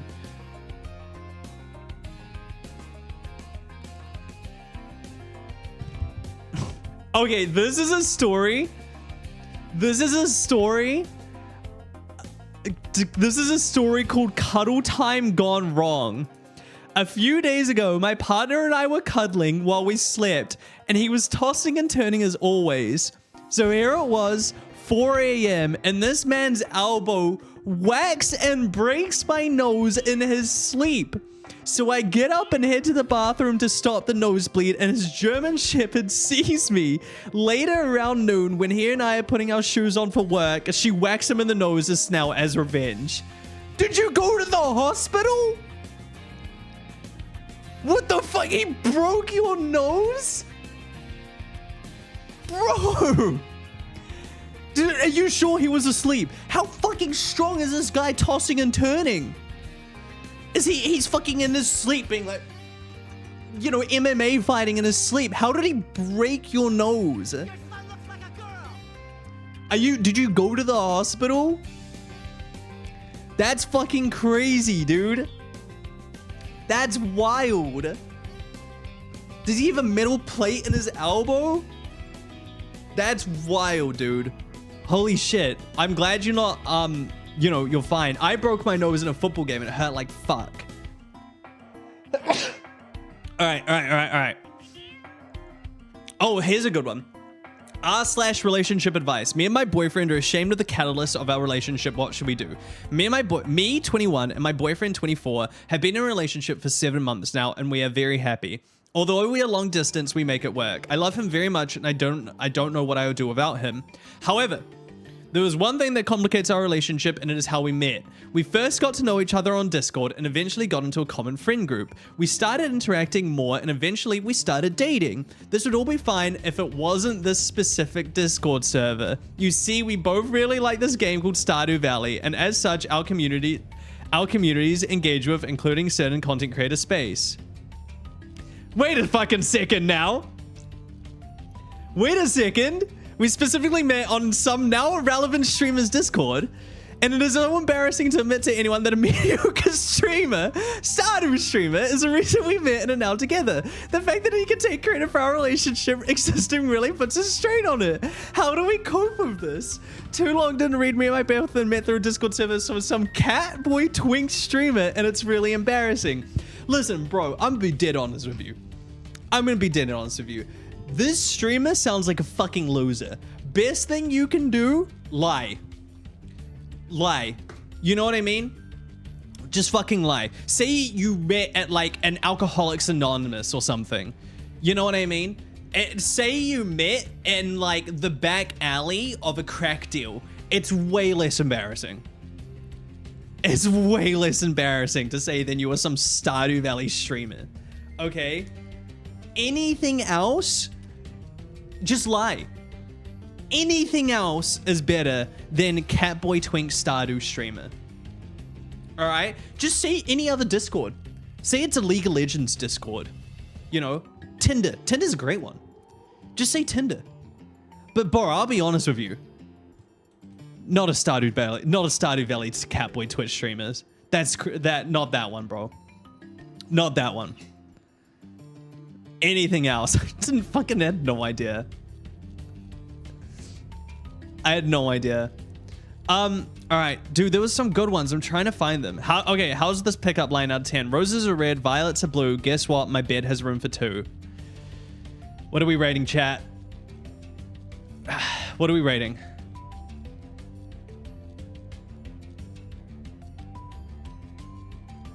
Four? I would say 2, bro. I'm giving that a 2 out of 10. This would not work on me. This would not work on me at all. 5 worst. I've heard worse. Really? I'm sorry that you've heard worse. Okay. This one I saw before and I knew I had to find it. My friend once asked me for advice on how to flirt, and I just told her to give them a really cool rock. Was that good advice? I'm going to be dead honest with you. For some people, yes. It depends who you're flirting with. If you're a penguin, I think they would fucking love it. If you're 2 penguins, I think they would love it. If it's a goth girl who likes to eat them, yeah, absolutely. If they're just some person who maybe is in like your university class, maybe not so much.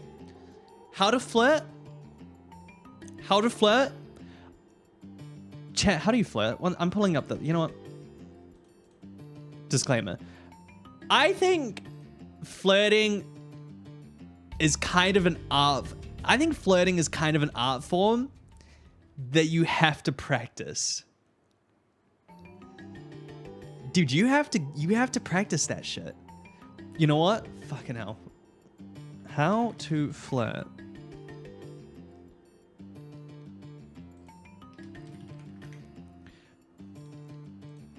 We're gonna learn together. All right, we're gonna learn together, chat. We've got John Keegan, dating coach here, with a 75% star rating, is gonna teach us how to flirt. We've got flirting in person, flirting over texting and online, and what are the do's and don'ts of body language when flirting. All right, here we go. Flirting in person. Now, if a woman looks at you with this expression, there's two things here, okay? One, either she's flirting with you, or two, she's fantasizing about how well your intestines taste. Now, sometimes when it comes to women, there's a crossover in flirting and that. Sometimes when it comes to women, that's the same thing. You really do not know a lot of the time. She might be thinking, God, I want to just grab him and kiss him, or God, I wonder what his leg tastes like. And maybe that's the same thing. All right, how to flirt. Make eye contact. Okay, well, that's already impossible for my chat room. Already my chat room's cooked. What's the next one? Already chat is cooked. Cannot do that one. Next one, smile. Oh, you know what? I think my chat room would all have beautiful smiles. Okay, we'll go back to the beginning. Make eye contact. Eye contact is the best and easiest thing you can do to start flirting. You can look deeply into the person's eyes while also taking the time to break eye contact to keep things from getting too intense. No. Already wrong. Do not stop the eye contact. Here are a few ways to try this flirting technique. Get caught looking. Throw small glances at your crush. Keep doing it until they catch your eyes. Okay. Yes, look at your crush. However, do not fucking sit there in the back of class going,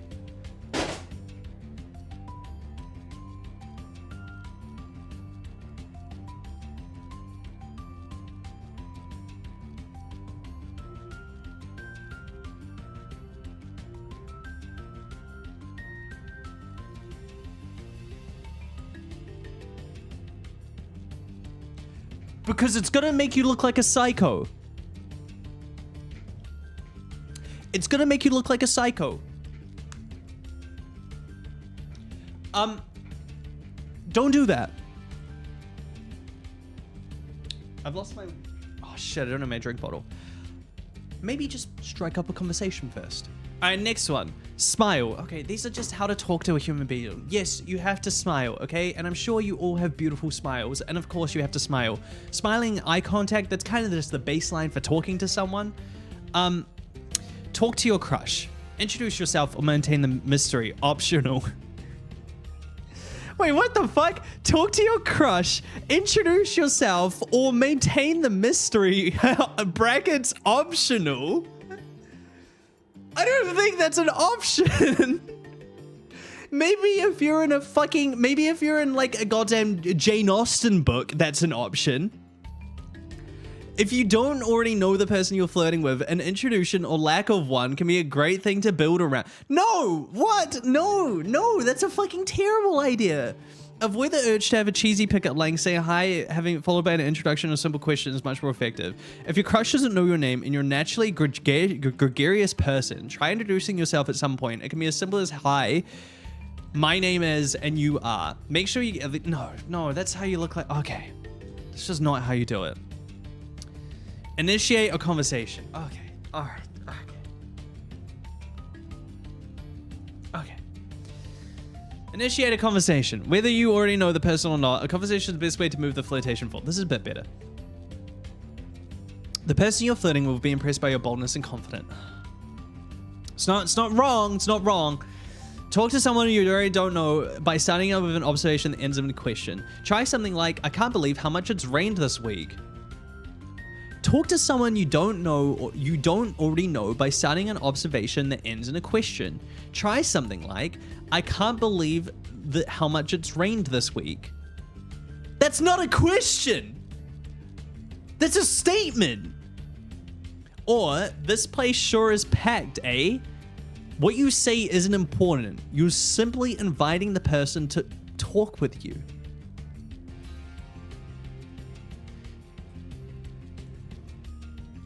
John, are you sure you're a dating coach? I flirted with my crush and he asked me out. Fuck, well, he has the reviews to back it up.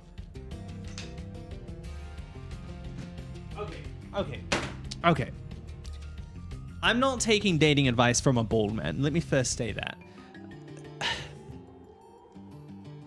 Chat, would you be mad if I just grab my water and then let me talk about how I think you should flirt and approach people? Now, I will say to John Keegan here, Broski's got it kind of right when after the, after this, like the keep it light and use body language, break the touch barrier. And I also want to say, and like compliment each other. It's a great one. Keep your interactions short and sweet. I don't know.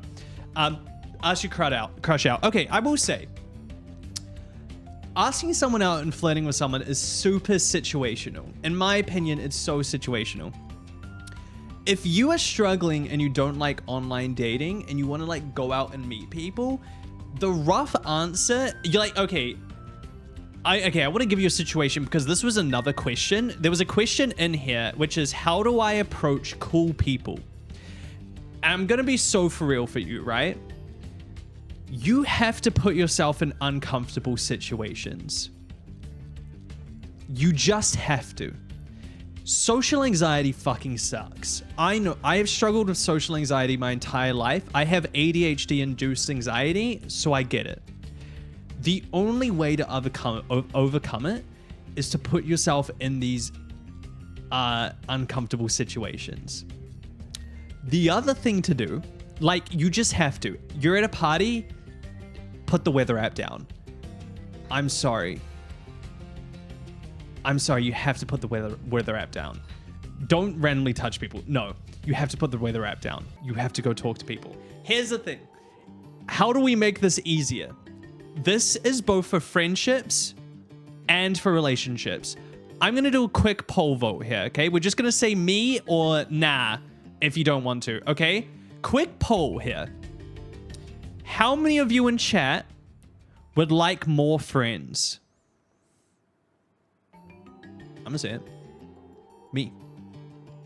I would always like more friends. Nah, yeah, fair enough. How many of you would like more friends? Me? If I wasn't so anxious, yeah, I have like 4 friends. Sorry to me, that's okay. That's okay. Sorry, some people are very heavy. I have a good amount of friends, but I would still like more. Okay. Now, what is stopping you from getting more friends? Anxieties, meeting people.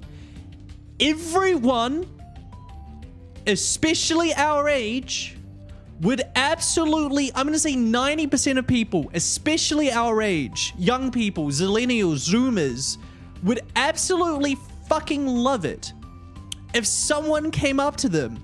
Maybe you're at a concert, maybe you're at a house party, maybe you're at a coffee shop, and went, oh, dude, I really love your Death Grips badge on your bag.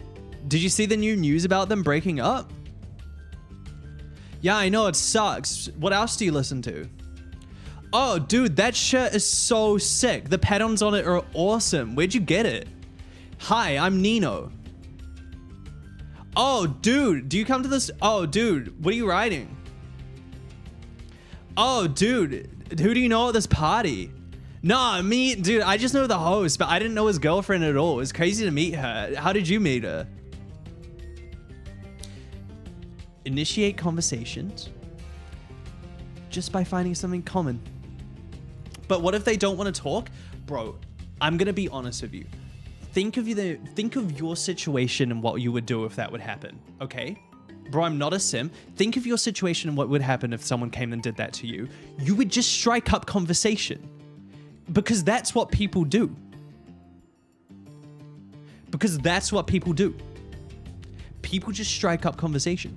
And it's the same thing with flirting, man. People just strike up conversation. Everyone would love to have someone come up to them and strike conversation. You don't know they don't want to talk to you unless you talk to them. And yeah, I'd be scared. Of course it's anxiety inducing. Of course it is. I get anxious. I am terrified of talking to people. It is so scary to talk to someone new.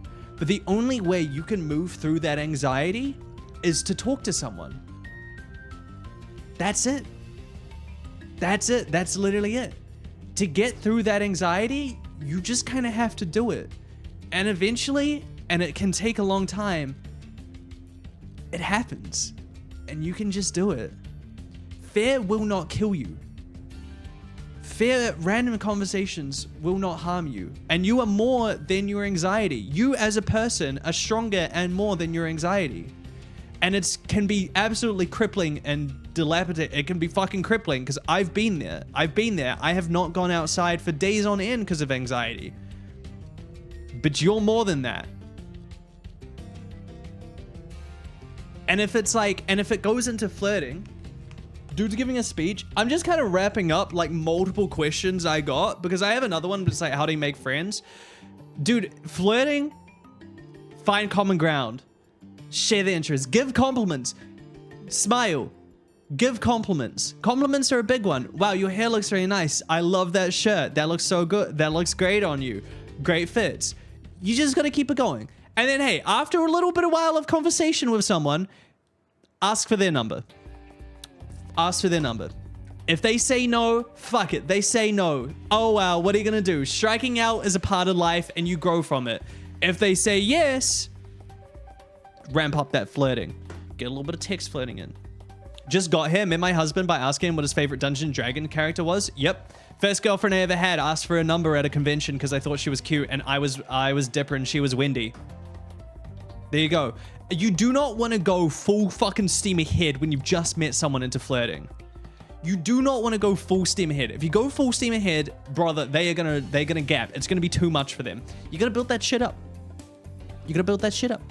You gotta get a little common interest. You gotta, you know, a little smile. Give them a cheeky smile. Maybe give them a cheeky, give them a cheeky, wow, you know, give them a cheeky like hand on the shoulder. You gotta build that up. You gotta build that up. Same way with meeting friends. Same way with meeting friends. You gotta just meet someone you just gotta find that common ground. Dude, I suck at this, by the way. I suck at making friends. I'm pretty good flirt, but I suck at making friends. But you just have to kind of push through that anxiety, in my opinion, because otherwise it's like, I don't know. I personally love it when people ask for my Insta. Yeah, bro, that's another one. Asking for Insta. When I went to a 100 Gex concert, there were so many people around me you could just talk to. Dude, going to concerts, putting yourself in situations where you obviously already have a shared interest is a fantastic way to meet or flirt with people. Fantastic way to meet or flirt with people, dude. Like, I met my boyfriend at church and we started talking about Arcane. Fantastic way to meet people. Going to concerts. I love talking to people at concerts because you already have the same common interest, dude. It's the band.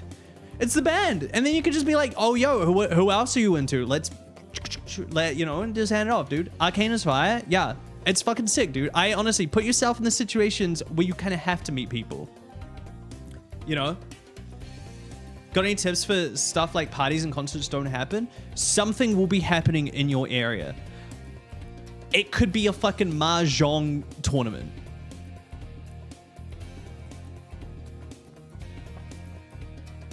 You know what I mean?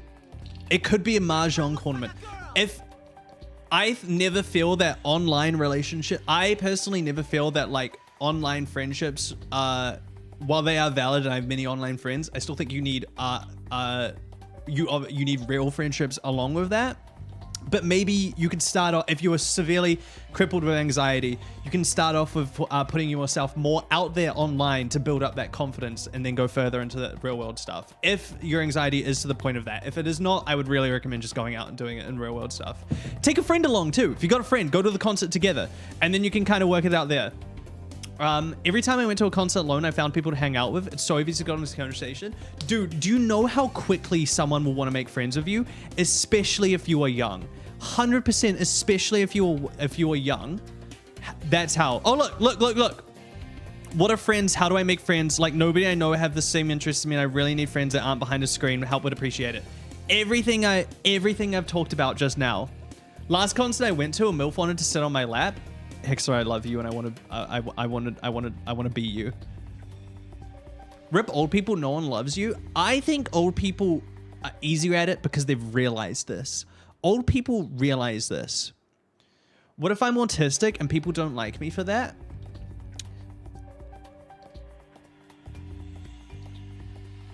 There will always be people who love you for you.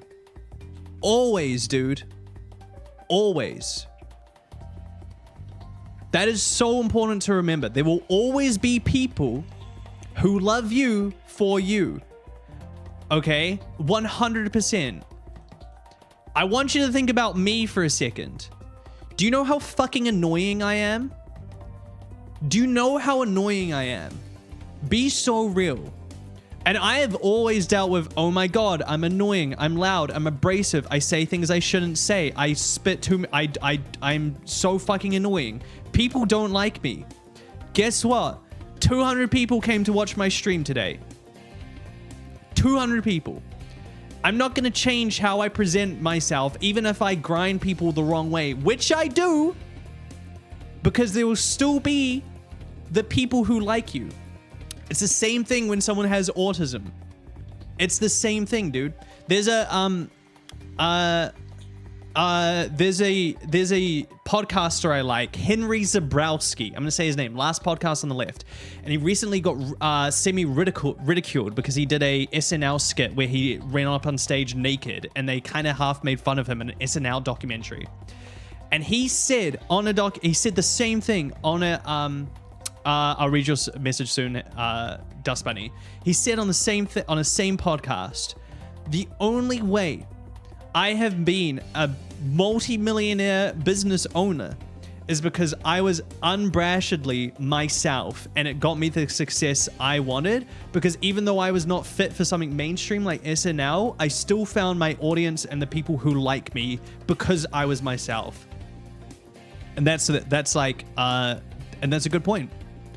From an autistic person, try to find other people who are also neurodivergent, because all my closest friends are autistic of ADHD, so it's so much easier to speak to people who think the same way as you. Yeah, I found out a lot of my friends are autistic or have ADHD, and we all found out later point in life, which is funny. It's just true. And listen, if someone doesn't like you, fuck him. There's probably something wrong with you. Remember that. If someone doesn't like you, fuck him. All right, next one.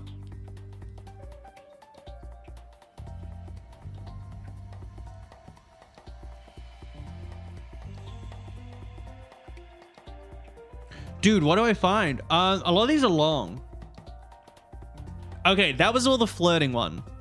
Oh, not an issue, but a funny story. I had met my boyfriend 17 when I was 15. We are both the same age now. Liar! Liar! You liar! Unless your boyfriend is a time traveler. Does your boyfriend have the ability to not age? Is your boyfriend a vampire?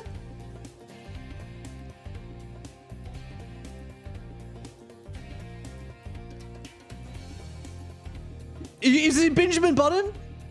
You a liar. You are not the same age. You're still 2 years difference. Don't you ever lie to me again. We met through gym class. My friend had thought it was a good idea. Oh, this is how they met. Oh, cute. My friend thought it was they're probably both 17 now. Think about that for a second. Think about that for a second. Think about it. I want you to think about it real hard. I want you to think about it real hard. If they are 17 and she is 15 when they met, what age would they be 5 years later? What age would they both be?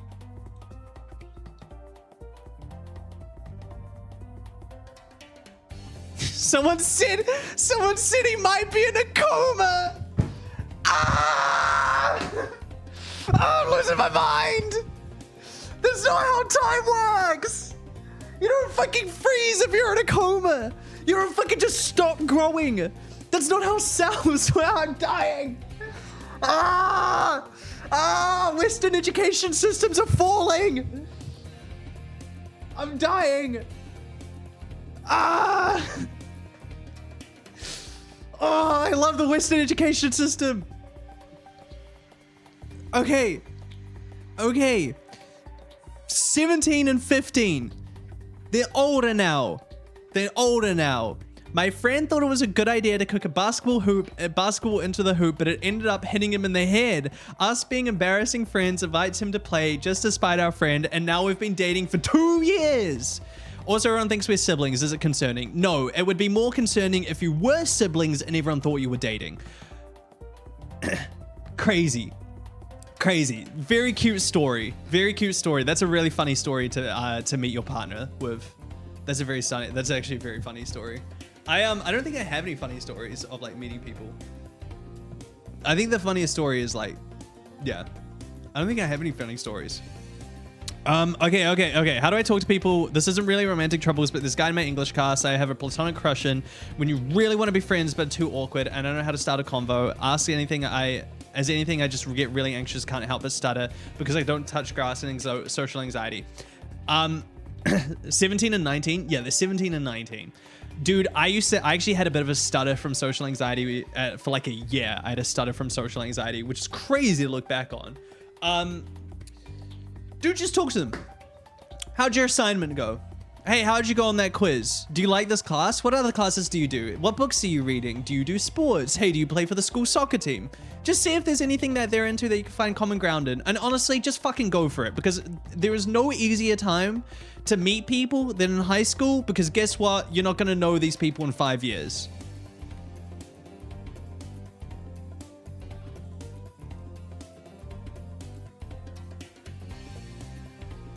My boyfriend broke up with me over my take on cheese. That's a crazy one.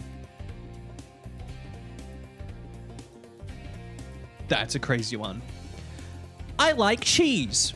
Like many people, fair point. That's a great point. My ex did not. When I was eating a wheel of cheese in the living room, he walked in and made a face. Now, he is not allergic to cheese. He just does not like it. He is not allergic to cheese. He just does not like it.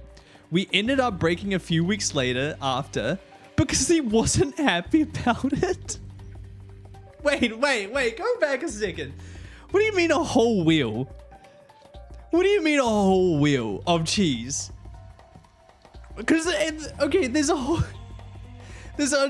wheel. Do you mean one of those like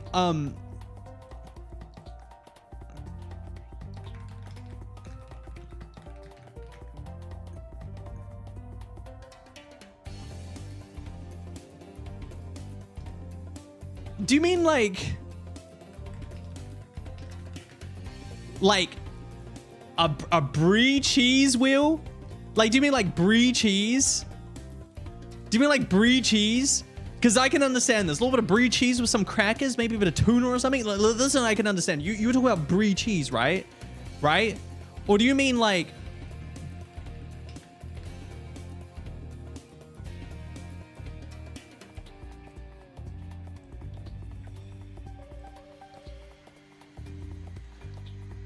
Or were you knocking back onto these bad boys? Because I'm going to be dead honest with you. I walk in and I see my girlfriend knocking back one of these. I'm going to be looking for little holes down the bottom of the walls to see if I'm dating a mouse.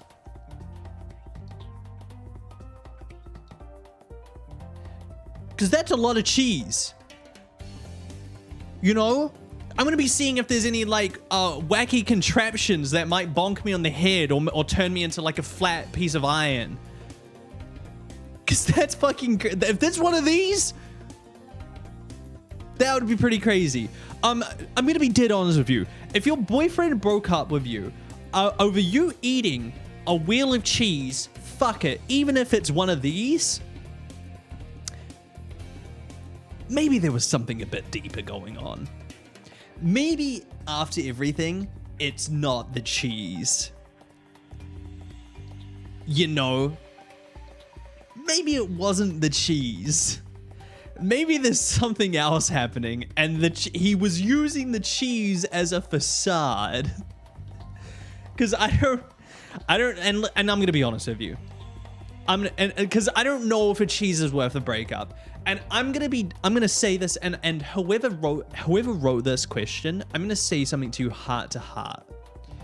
If he doesn't love you at your cheesiest, then he doesn't deserve you. And I want you to remember that.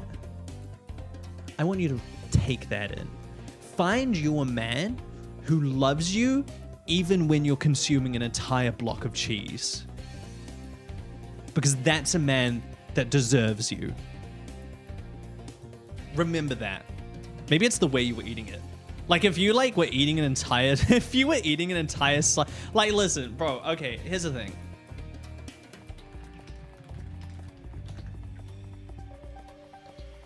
Here's the thing. If you were eating like, if you were eating this entire block of cheese and Broski walked in and he found you like this, maybe then I can understand why he broke up. You know what I mean? If he found you like triangle shaped Jerry the Mouse style on that block of cheese, maybe I would get it. You know? Maybe then I would understand. But if you were eating it normally, he wasn't worth your time. He wasn't worth your time.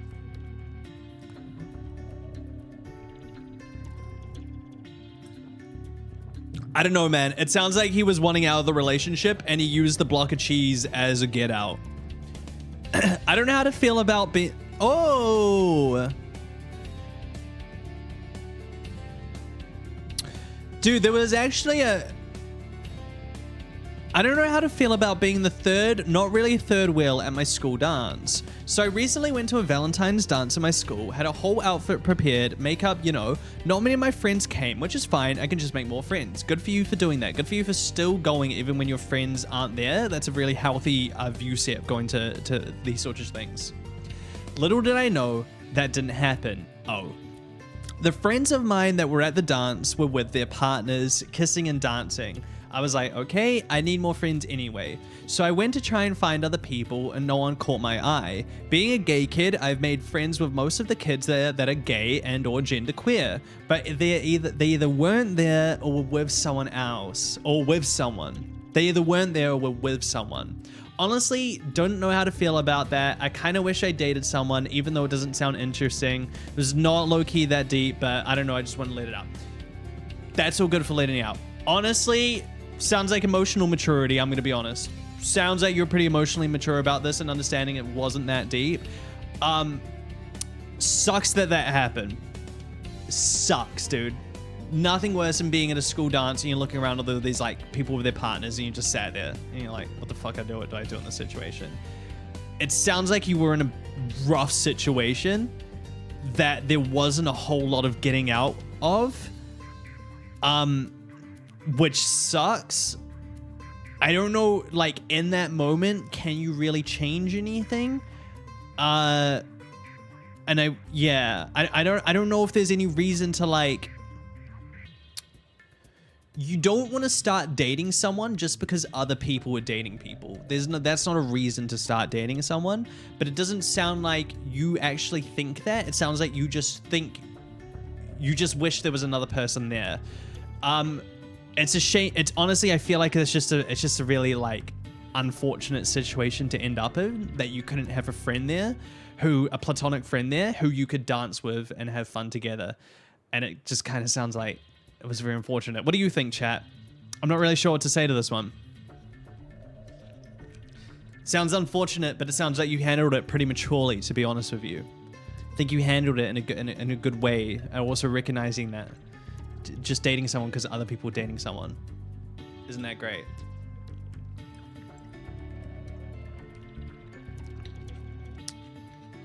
there will be other dances. Hey, that's a good point. Localization. Hey, that's a great point. There's always gonna be more dancers, dude. There will always be more dancers, and maybe the next time you can like really try and get a friend along and, you know, have a great time together. Or maybe at that point you would have found someone just naturally. You would have found someone and gone through and you know, maybe you'll have a date the next one. Yeah, it's tough, but there'll be plenty of time and opportunities for future dancers where you can find someone or meet new people. I think you were just kind of in an unfortunate situation there, to be honest with you, Chatter.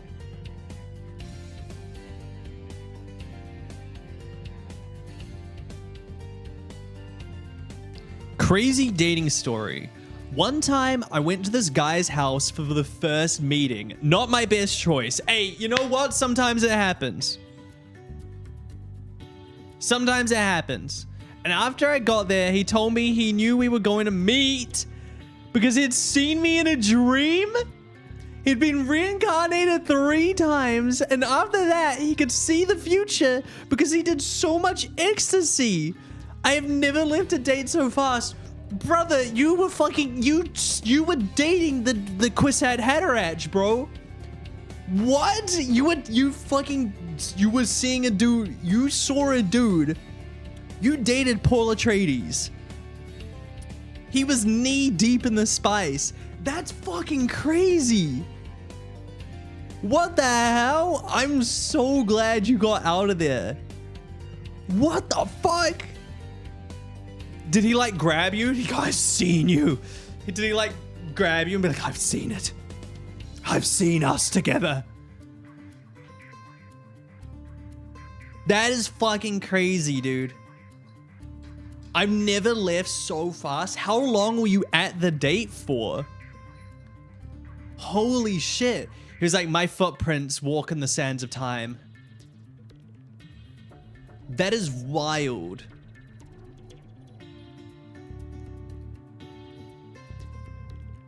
I don't know how you leave a dating situation like that.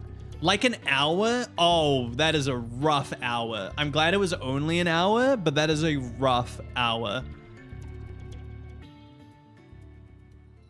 That is rough. Dude, that's... Oh. I've played these games before. How do I ask my crush out? I've been friends with her for a while and I've been into... Yeah, okay, we did that one. My boyfriend hates Stardew Valley. Break up. Break up. What more can you say? Break up. It's over. It's no more. There's no point. There's no coming back from that. No point. Let's leave him. It's over. Okay, next one. No, I'm kidding. I've been with my boyfriend for about a year now, and we both love gaming. He plays Dark Souls, BioShock mostly. I play Stardew Valley and Skyrim. The 2 genders. I told him that he should give Stardew a try, and he immediately said no, and that it was too hard. Hang on a fucking second. Hold the buzzer, dude. What you mean? He played Stardew Valley and said it was too hard. But this son of a bitch plays Dark Souls? He plays Dark Souls and BioShock, 2 games I have tried myself and thought, holy fuck, this is hard. But he can't play the farming game? I think it was the fishing that got to him. Okay, that explains it. Actually, understandable now. You know what? That makes sense. Understandable. I get it. No, that actually makes sense now. Understandable, sir. Have a nice day. Fair is fair. I thought that starting a farm together would be easier, but he was still getting frustrated and impatient. What is your advice on what I could do to make him feel less lost in the game? Also, I love your streaks, so they make your week. Thank you for that. Thank you for the question. Have you considered doing the fishing for him?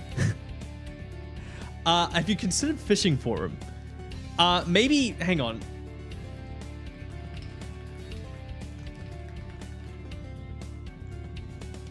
Have you considered the easy fishing mod? There's mods that it's like auto fishing, where as soon as you press the button, it gets it for you. Don't have to do the stupid mini game. The other thing is, Minecraft? Have you considered just doing Minecraft? I don't think, I'm going to be honest with you, I don't think Stardew Valley is that fun of a game to play with another person. Get him a trading rod? Yeah, just get him a trading rod. But I don't think Stardew is a fun game to play with other people. I'm going to be dead honest with you. Unless I'm doing speed runs, I don't really want to play... Stardew with other people. Stardew multiplayer sucks. Yeah, my truthful answer to this, like, if it was me, my truthful answer to this, play Minecraft. I don't know, dude. I just think if he's not into it, you can try with like mods, you can try and all that. If he doesn't like Stardew, he doesn't like Stardew. It is what it is. Try out Minecraft. You know, try maybe Minecraft fishing, bro. Minecraft fishing is easy. And also, you don't technically need to fish in Minecraft. You need to fish in Stardew Valley. You can try out other games. Maybe you could try out other games. Why not try out like, yeah, it depends what he actually dislikes about it. I don't know anything about Dark Souls or Bioshock, but if they're more linear, they might be overwhelming by how much shit is going on. Literally, Ava, exactly what I was going to say. Maybe you need to play some story-driven games together. You know, maybe the issue is that Stardew is too open world. Maybe, you know, because it does sound like Dark Souls and Bioshock are a little bit more linear compared to Stardew and Skyrim. Might be too overwhelming. I know I have friends who are autistic, and she cannot handle open world games. It is far too much for her. She has to play games that are linear, like Last of Us, you know? But I love open world games. I love Zelda. I love Stardew. I love Skyrim because I love the freedom of it, and my ADHD brain just goes everywhere. Maybe try some other games, you know? Maybe try some other games.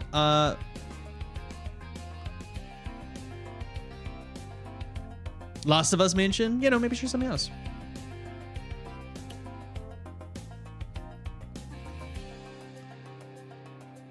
I might be in love with my best friend. He sees me as a brother. I love my friends, all of them. There's one I might love more. I'll call him Bob. Me, Bob, and a girl called Margaret are like a trio. I might like Bob, but I'm really indecisive about it. He sees me like a brother, and I really see him as one too.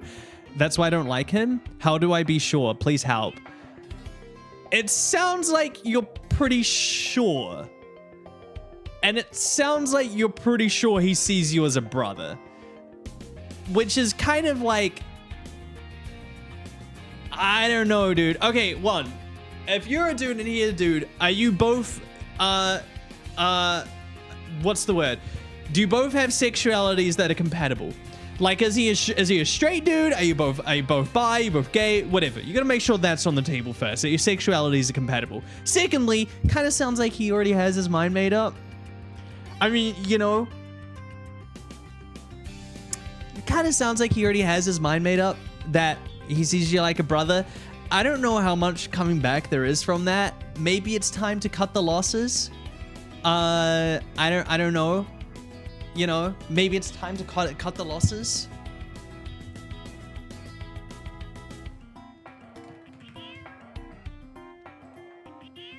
What do I do if my partner doesn't like break up? Depends.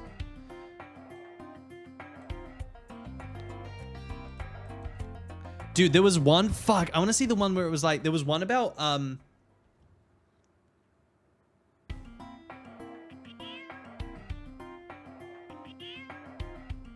getting over a relationship. Okay. All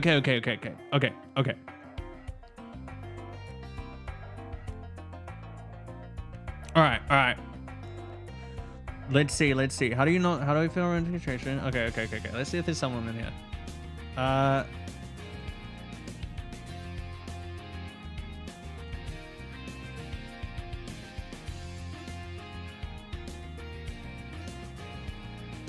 Some of these are too much for me to answer.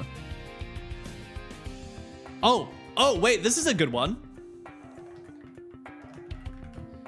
Oh, shit. Okay. Are my standards unrealistic? So, I live in the US, and the average height is pretty short, and I'm reasonably considerable. I'm reasonably considered tall for a woman here. I'm 5'9", and preferably would not want someone taller than me. Not exactly 6 foot, but as tall or taller than me. Not 100% white boys, as I'm not into blondes, male preferably, but you know. What? Preferably, wait. Oh, okay. So you're saying you would preferably would want someone taller than me, not exactly 6 foot, but as tall or taller than me. Not 100% white. You're not into blondes, male preferably, but whatever. Be into sports or working out, as I like to play sports with my friends, and I'd like to play with my boyfriend someday as well. Ask me out every 2 to 3 months, as mature and sensitive when it comes to talking to me, as I'm sensitive and do not like younger people than me. That's an ick for me. Is that considered too much to ask? Also, where can I find my dream man? Now, this is an interesting one. Okay, because I'm gonna say this outright. I don't think there's anything wrong with having preferences. In my opinion, I think my biggest weird one, I think racial preferences are weird. I think racial preferences are strange. I do not understand that. I do not understand when people have racial preferences. I think that's a very strange thing to have, in my opinion. I don't think. Listen, dude. I think as someone who is 5'7" and a man, I don't think there's anything wrong with women wanting to I don't think there's anything wrong with women wanting to date taller guys. I'm gonna be honest with you. I don't think there's anything wrong with women wanting to date taller guys. And I'm saying this as someone who is 5'8". Okay? I have had women tell me I've had women tell me that they find me unattractive because I am 5'8".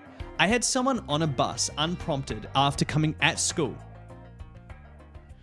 I had someone on a bus unpromptedly tell me, coming home from school, you know, Nino, you'd actually be hot if you were tall. Didn't ask for their opinion. They weren't also very attractive themselves. Out of nowhere. Didn't say anything, wasn't talking to them, wasn't in a conversation, they just turned to me and said that. Really weird thing to say. And I said, I was like, well, you know, I think they're kind of really ugly. So I was just like, that doesn't really bother me.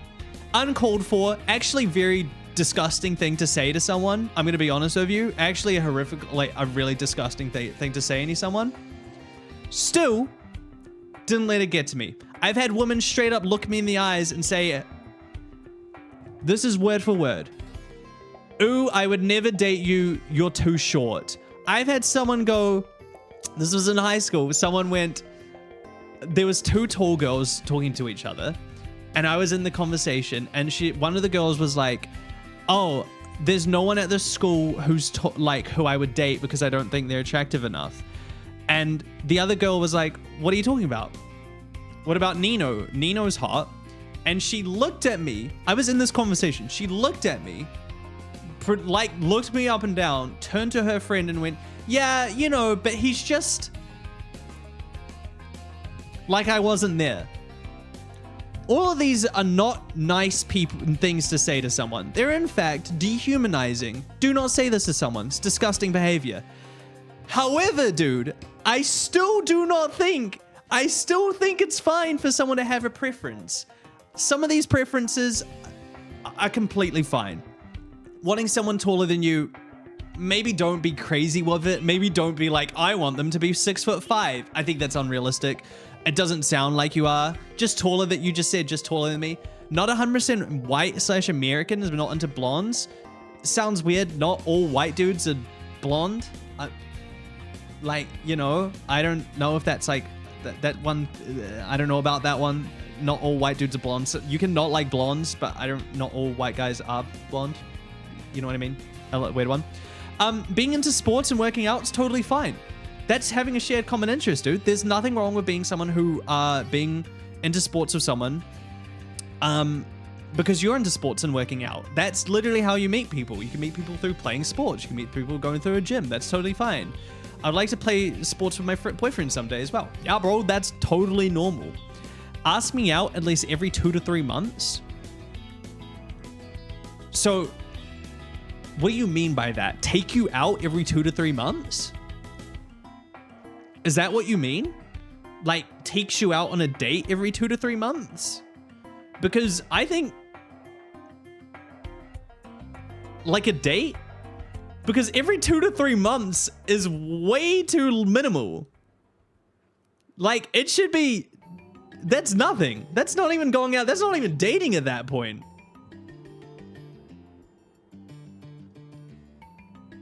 Like, you know what I mean? I don't even think that's dating at that point. Bro, it should be like every 2 weeks that you should be going on dates. You gotta up that. You gotta up that one. Mature and sensitive, completely fine when it comes to talking to me, as I'm sensitive and I do not like younger people than me. That's also fine. You're allowed to not like younger people. Is that considered too much to ask for? No. Where do I find my dream man? Bro, you gotta put yourself out there. You gotta put yourself out there. Maybe if you're finding that you are not finding the person you're looking for, extend the horizons. I think also as you get older, in my opinion, as you get older, these barriers that you set up mentally and they're set up in your mind mentally fall back. I'm gonna be honest to you, like look past your standards. If you are not finding someone in your standards, you might have to make that mental jump to look past your standards because you might find someone who you're willing to date. Dude, it happens all the time. I literally for like 20 years of my life, I never had a crush on a blonde girl. And then like by 21, I had gone on dates with blonde girls. It's craziest, stupid fucking little barrier in my mind. But guess what? Haley's my favorite girl in Stardew Valley.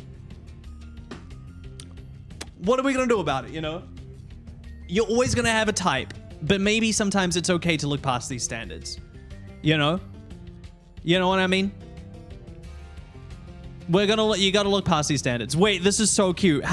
Wait, fun story. How do I stop falling for D's nuts? So, I have an online partner of around 5 years. I call her my jelly bean. That's so cute. We're both autistic and stim a lot. Relationships that stim together stay together. For the first few months of our friendship, she was attached to saying, "Your mom," classic, get fucking owned, and would text it to me. Send voice messages of her saying it, and even send art of the words. When we started dating, it became D's nuts. She would randomly say, "Guess what?" And sometimes I had a 50-50 chance of being either a cute little love you and sometimes I would have a 50-50 chance of it being either a cute little love you or D's nuts. We now have a counter for every conversation we have, for every time she says it. Her current record is 34 times in one call. I keep falling for them help. Listen, bro, I'm gonna be dead honest with you. Get better. Just fucking get good, dude. Just get good. She keeps getting your ass, and she will keep getting your ass, bro. Okay? Just fucking get good. Sounds like your partner's on a fucking winning streak is what I'm hearing. That's what I'm hearing, dude. That's what I'm hearing. All right. There was one. I want to find it.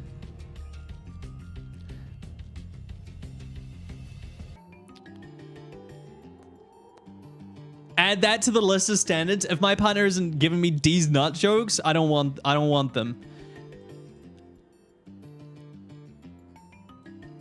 Oh my god, where was the one, dude?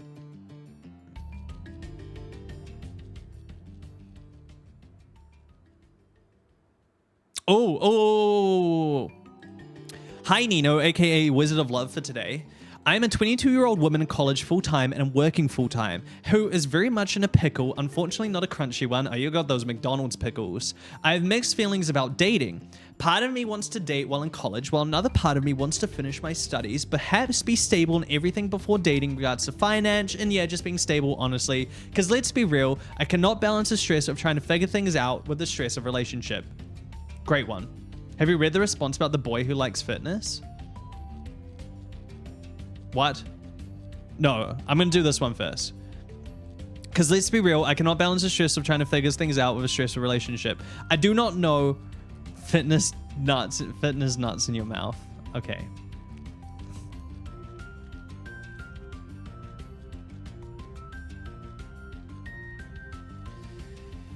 All right, that's enough relationship advice for today's. I'll see you guys.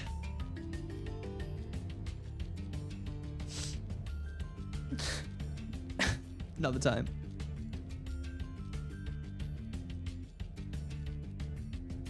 No, I really want to answer this one, actually. I really want to answer this one. Okay. Dang it, got him. Got him. Got it. Okay, got it. Okay, so you're a 22-year-old woman in college. I do not know what to follow. Right now, the only thing that are keeping my fantasy love life right now are Anna Huang King book series and any dating similars out there. Cough, cough, Monster Prom, cross, cross, Daddy Damien. Listen, to this 22-year-old out there, in college, working full-time, I'm going to tell you something straight up, right? I'm going to tell you something straight up. You should start dating. 100%, you should start dating.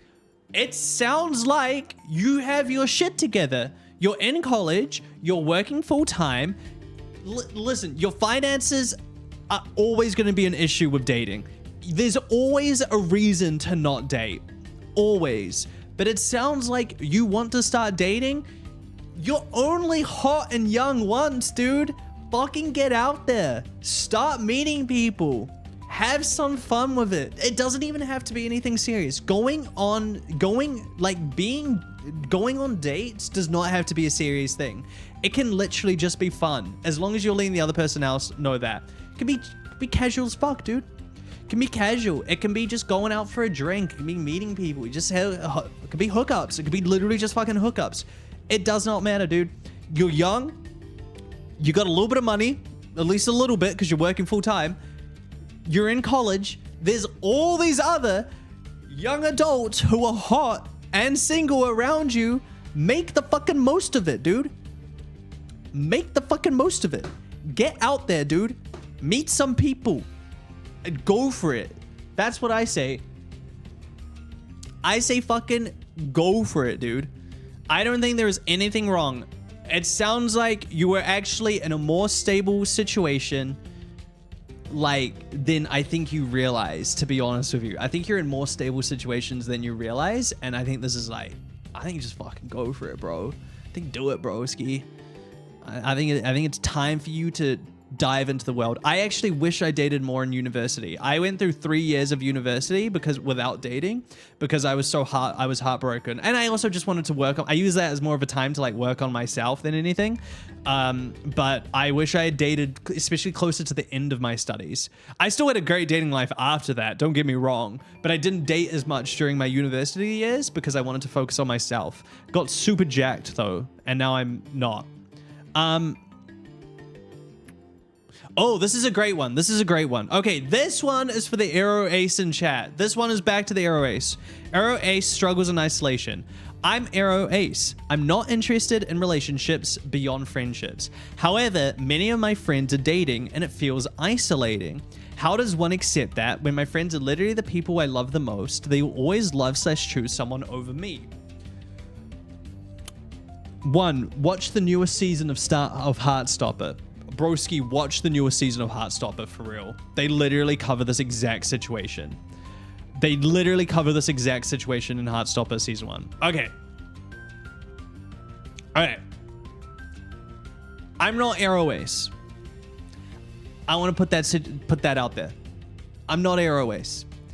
However, I will say, I think it's important to realize that when someone has love, they can give it to multiple people. And them being in a relationship does not mean that they will not love you any less. Do you know what I mean?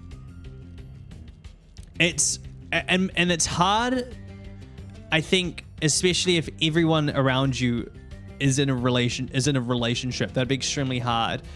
I think it's important to express with your friends how you are feeling and your struggle of well, I'm Arrow Ace and it's rough and I'm feeling forgotten or left out.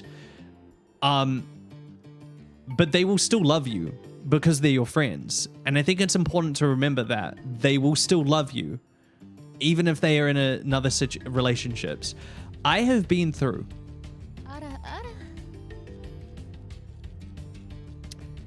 3 relationships. Serious relationships in my life. 3. I've been through 3 serious relationships in my life. My friends are the biggest consistents through my entire life. I have still been friends. This year, the end of this year, will be my 12-year anniversary of having the same friend group. And I've been through 3 different relationships during that time. Because my love for my friends, still grows every year. Because I have enough love to give for both a partner and my friends. Because there's still enough love. Human beings can express love in more than one way, and you will still be a part of those people's loves. And I still think it's important to remember that your friends will still love you even when they are in romantic or even when they're in relationships. I don't know if we have anything more, chat. There's a lot of replay. But the real question is how to find friends. You got to watch the VOD for that. I don't know if there's anything more. I think there's a lot of repeats, and some of these I think are too serious for a Twitch stream. I'm going to be honest with you. I made a love letter to my friend. Absolutely. Should we do some of the...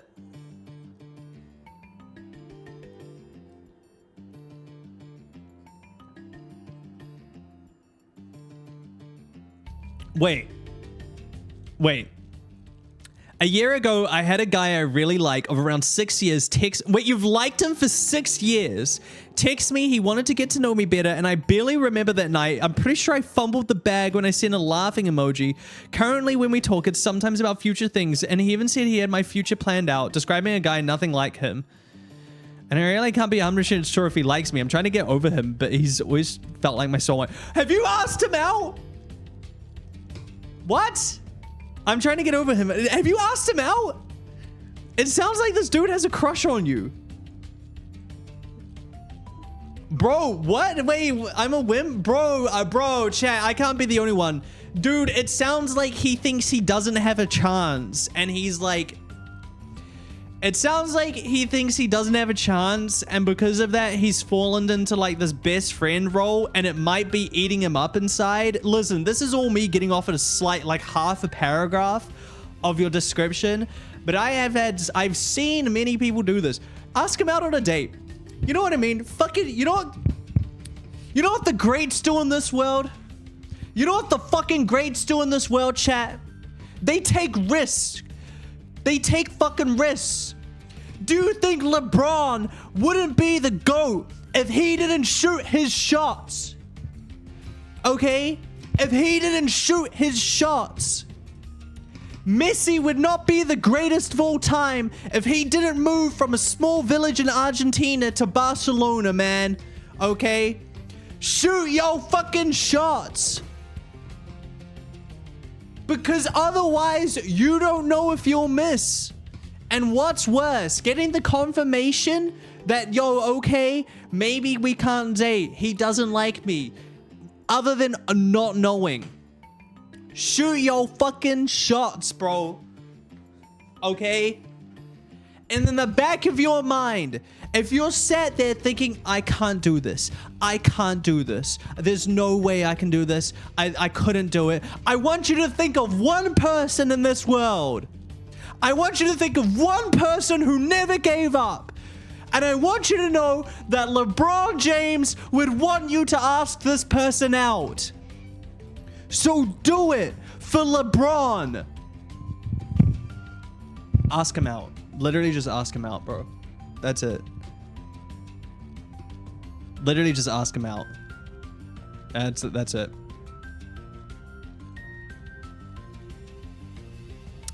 I just got off a relationship a couple weeks ago and I'm still stuck on them. Do you have any advice on how to move on?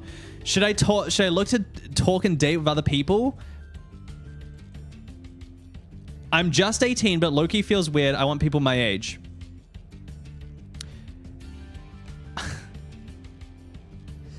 All right. Can we do one of these for friendship advice? It's just relationship advice. It's not, I said platonic on the thing. Okay. It takes a lot to get over someone. It takes a lot of mental fortitude to get over someone. in my mind, okay, maybe call me a fucking romantic. In my mind, I think when you have given I think if you've been in a relationship with someone for so long, right?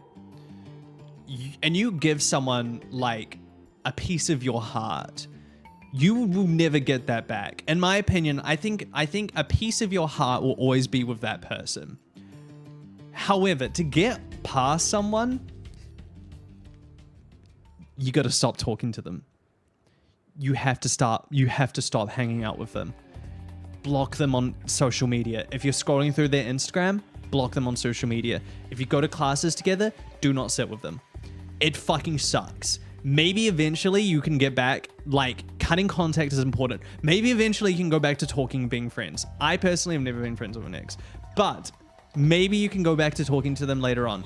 You have to cut contact. I remember having to send the text to an ex-girlfriend who I talked to months after breaking up, and she wanted to get back together. She even was like, she was the one who initiated it, and she was like, what if we got back together?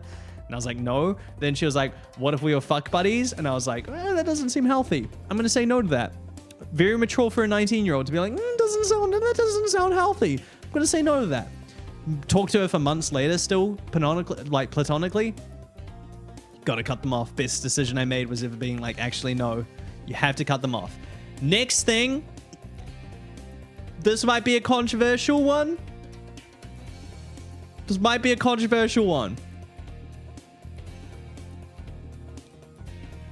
If you really, after bettering it, okay, go to the gym, better yourself, look after yourself, find hobbies, hang out with your friends. All of those. Do literally all of that.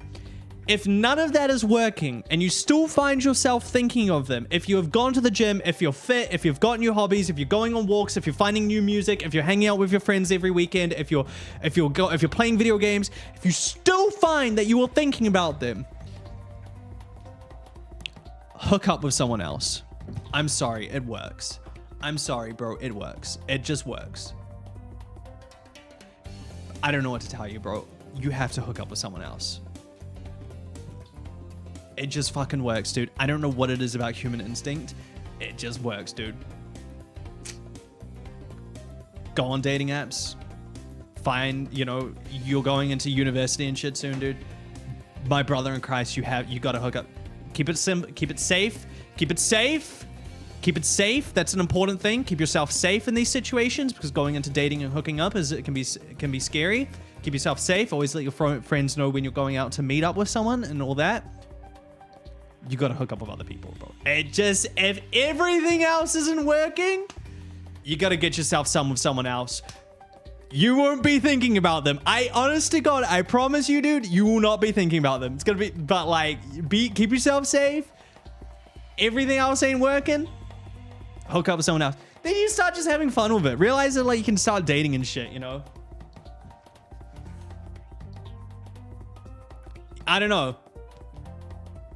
It fucking works, dude. It works.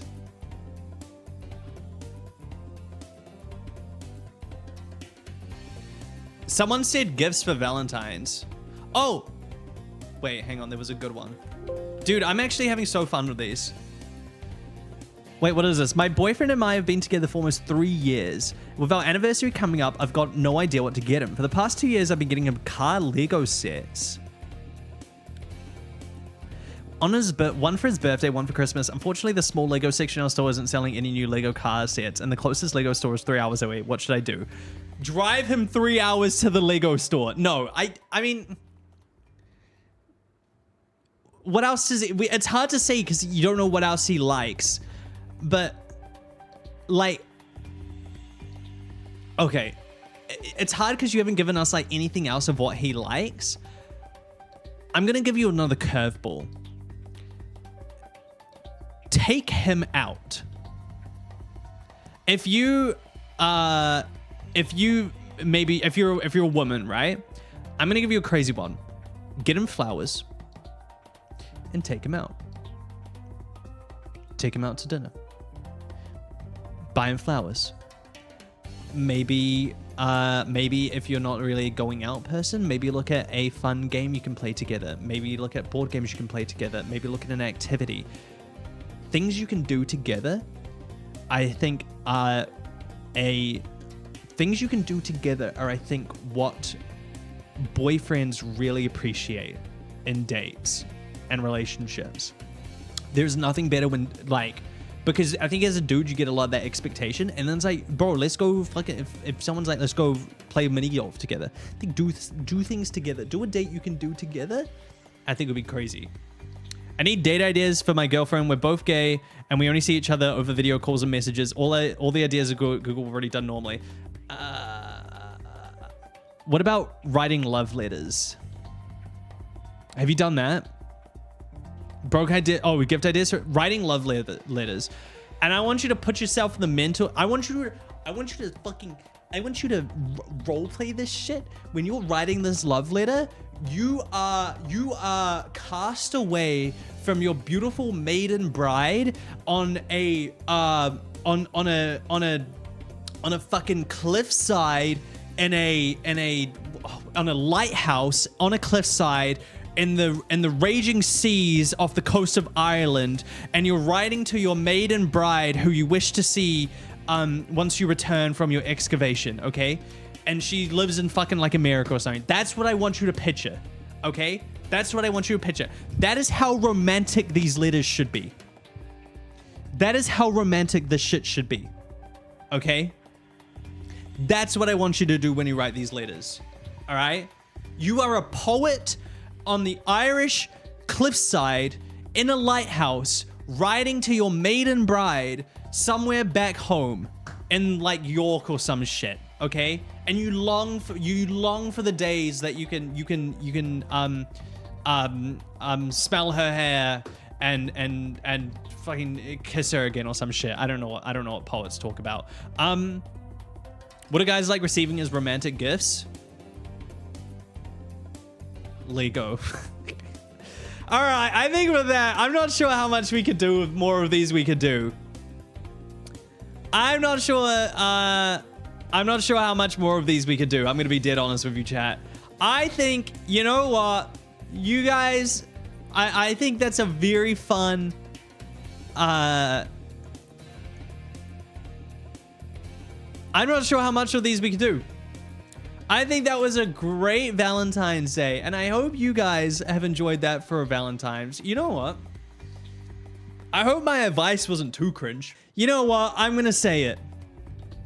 You guys aren't as rizzless as I thought you would be. You guys get more bitches than I thought you would, and for that, I'm proud of my chat room.